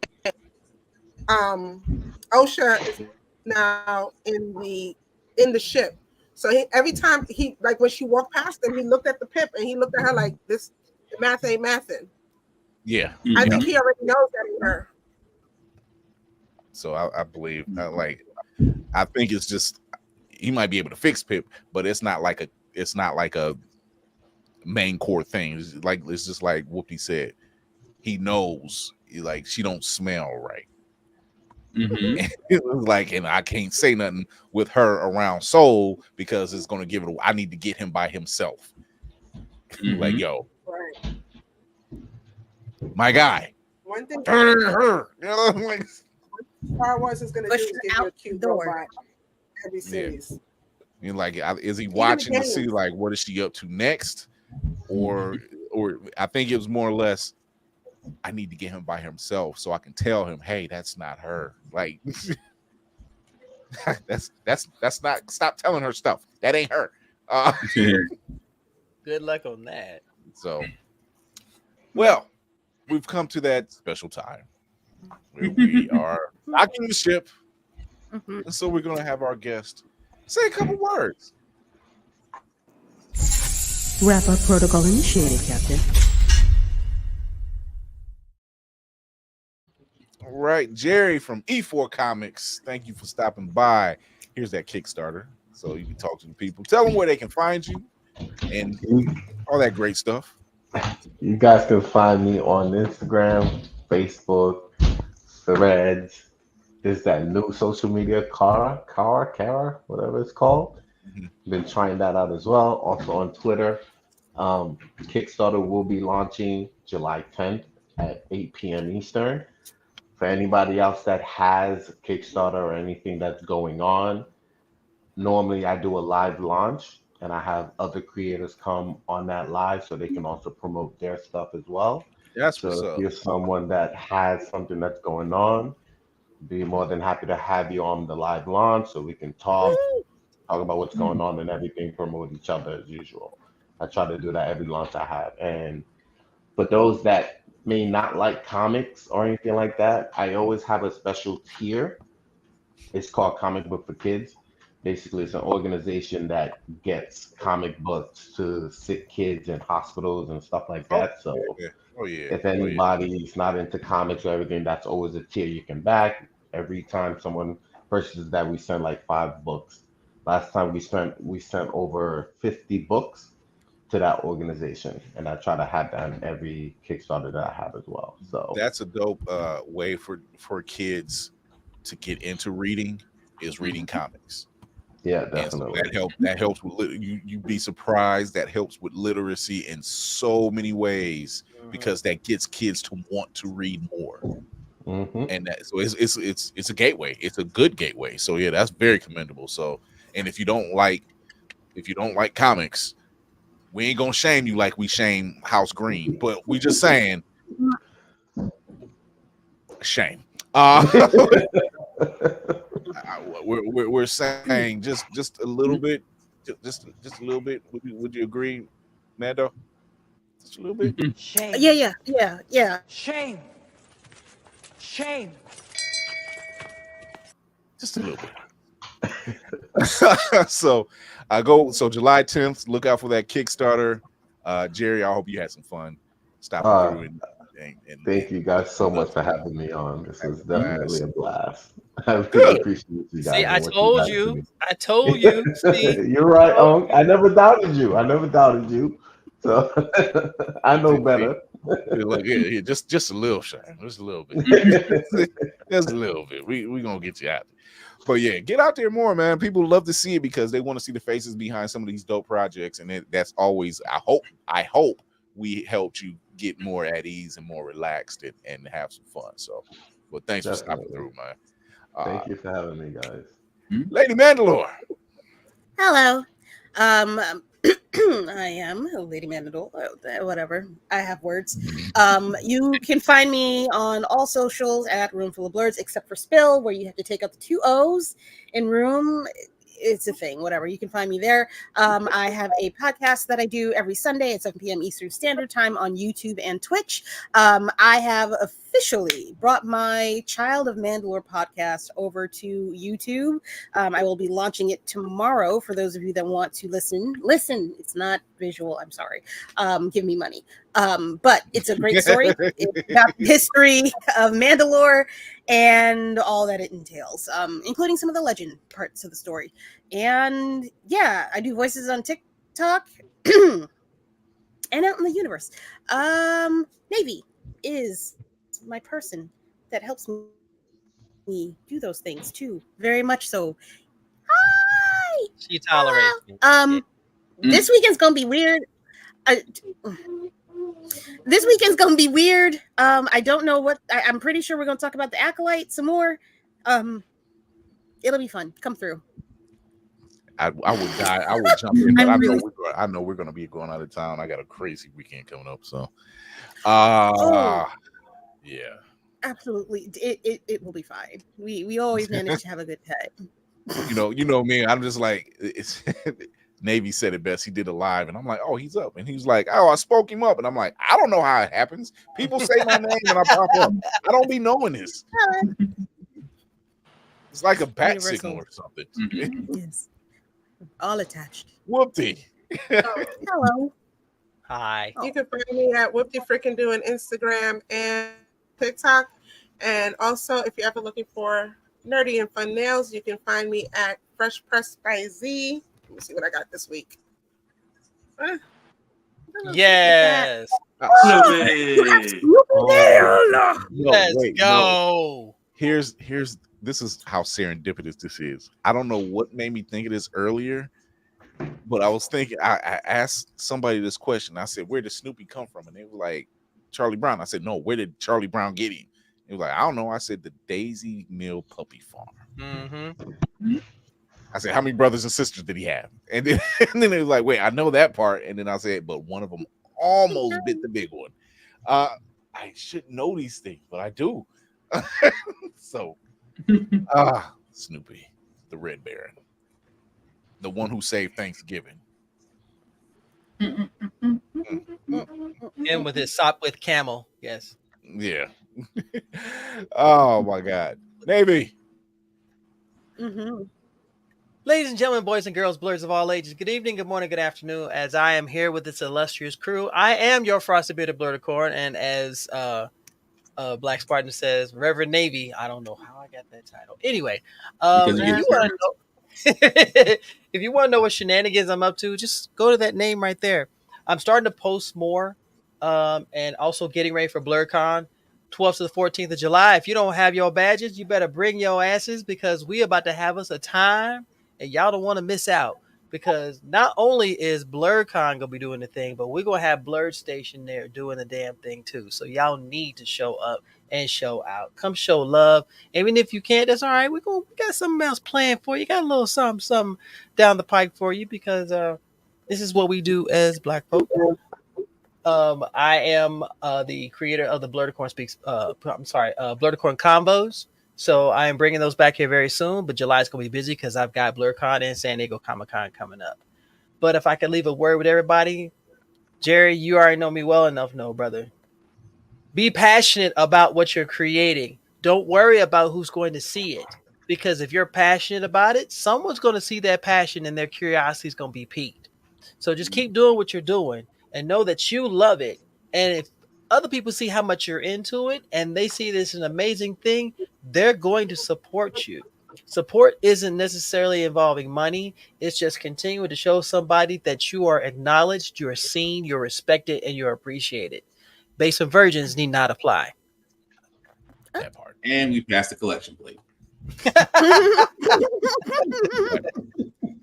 Okay. Wow, this she is is me. knocked out. Damn, I want a bed like that too. I don't know what the foot twitching is about either, but this is me. This is Twinkie. I do the editing on this podcast on Monday, Wednesdays, and Fridays. Acolyte seems to be fun, so I'm going to try doing what we do with X-Men 97. I'll cut it down tonight and re-air it tomorrow. So if y'all got new thoughts or ideas, I will try to do that around 7-ish Central. So 8 for everybody else who's watching on normal time. You have clips from all our interviews running. Be on the lookout for us at BlerdCon, DreamCon, San Diego. Thanks, Trey. I appreciate you. Oh, yeah. Yes, sir. Jeez. Yes, please. I see a lot of the old stuff is starting to drive up. So if you're new here, please like and subscribe. If you're checking out the old content, please. I don't do this editing for my health. I also do skits on my own channel on Mondays because Mondays suck, and I try to make them suck a little bit less. So this week's video is going to be something a little different. You 20v1 people, everybody with a white background, y'all are next.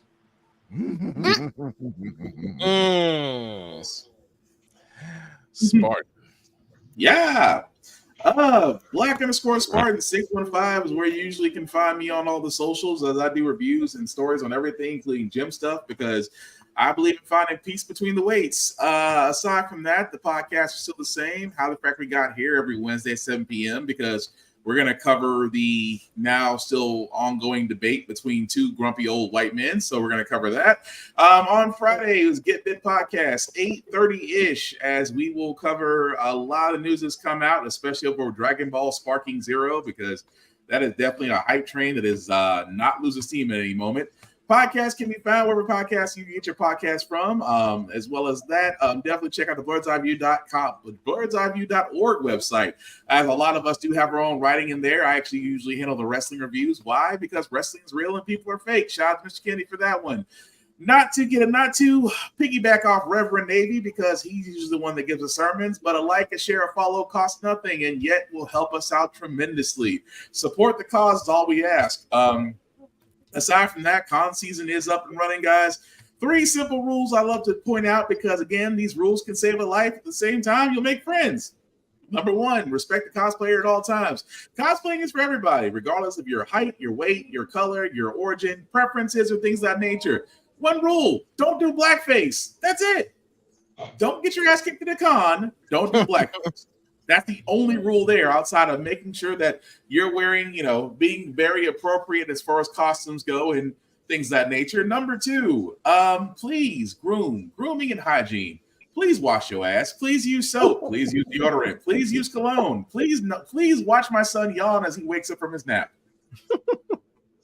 Aside from that, again, you're going to be in a very closed off area. Cleanliness will help out tremendously. Nobody should not be using native deodorant on either side of the gender. You know who you are.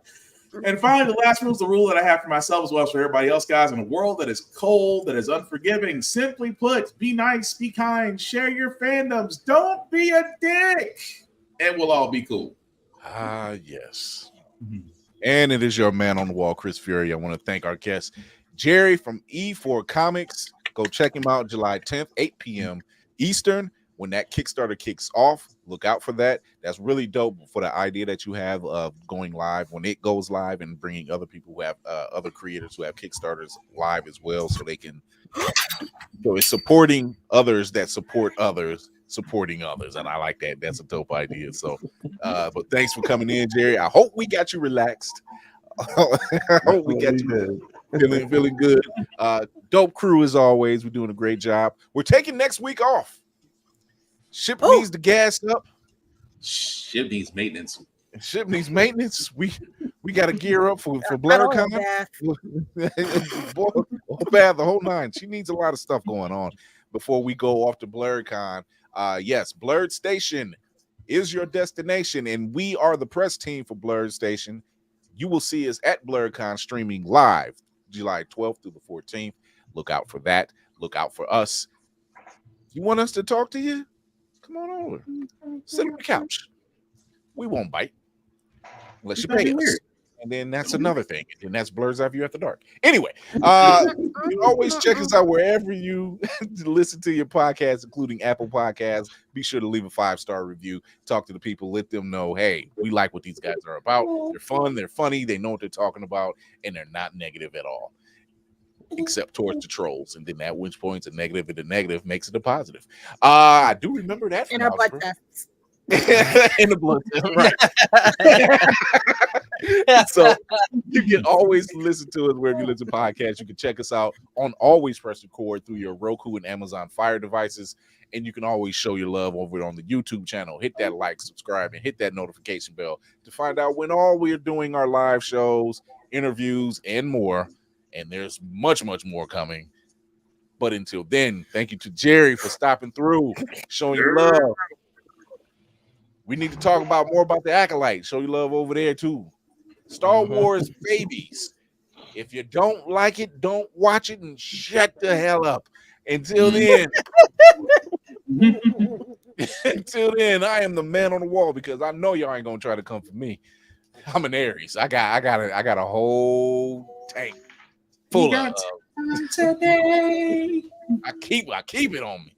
Until then, remember to educate yourself and others, entertain yourself and others, and most of all, encourage yourself and others. I'm Chris Fury. Thank you again, Jerry. Thank you to the crew. Obi, we might be getting you an advancement. Until then, we're out. Obi will get you a trust.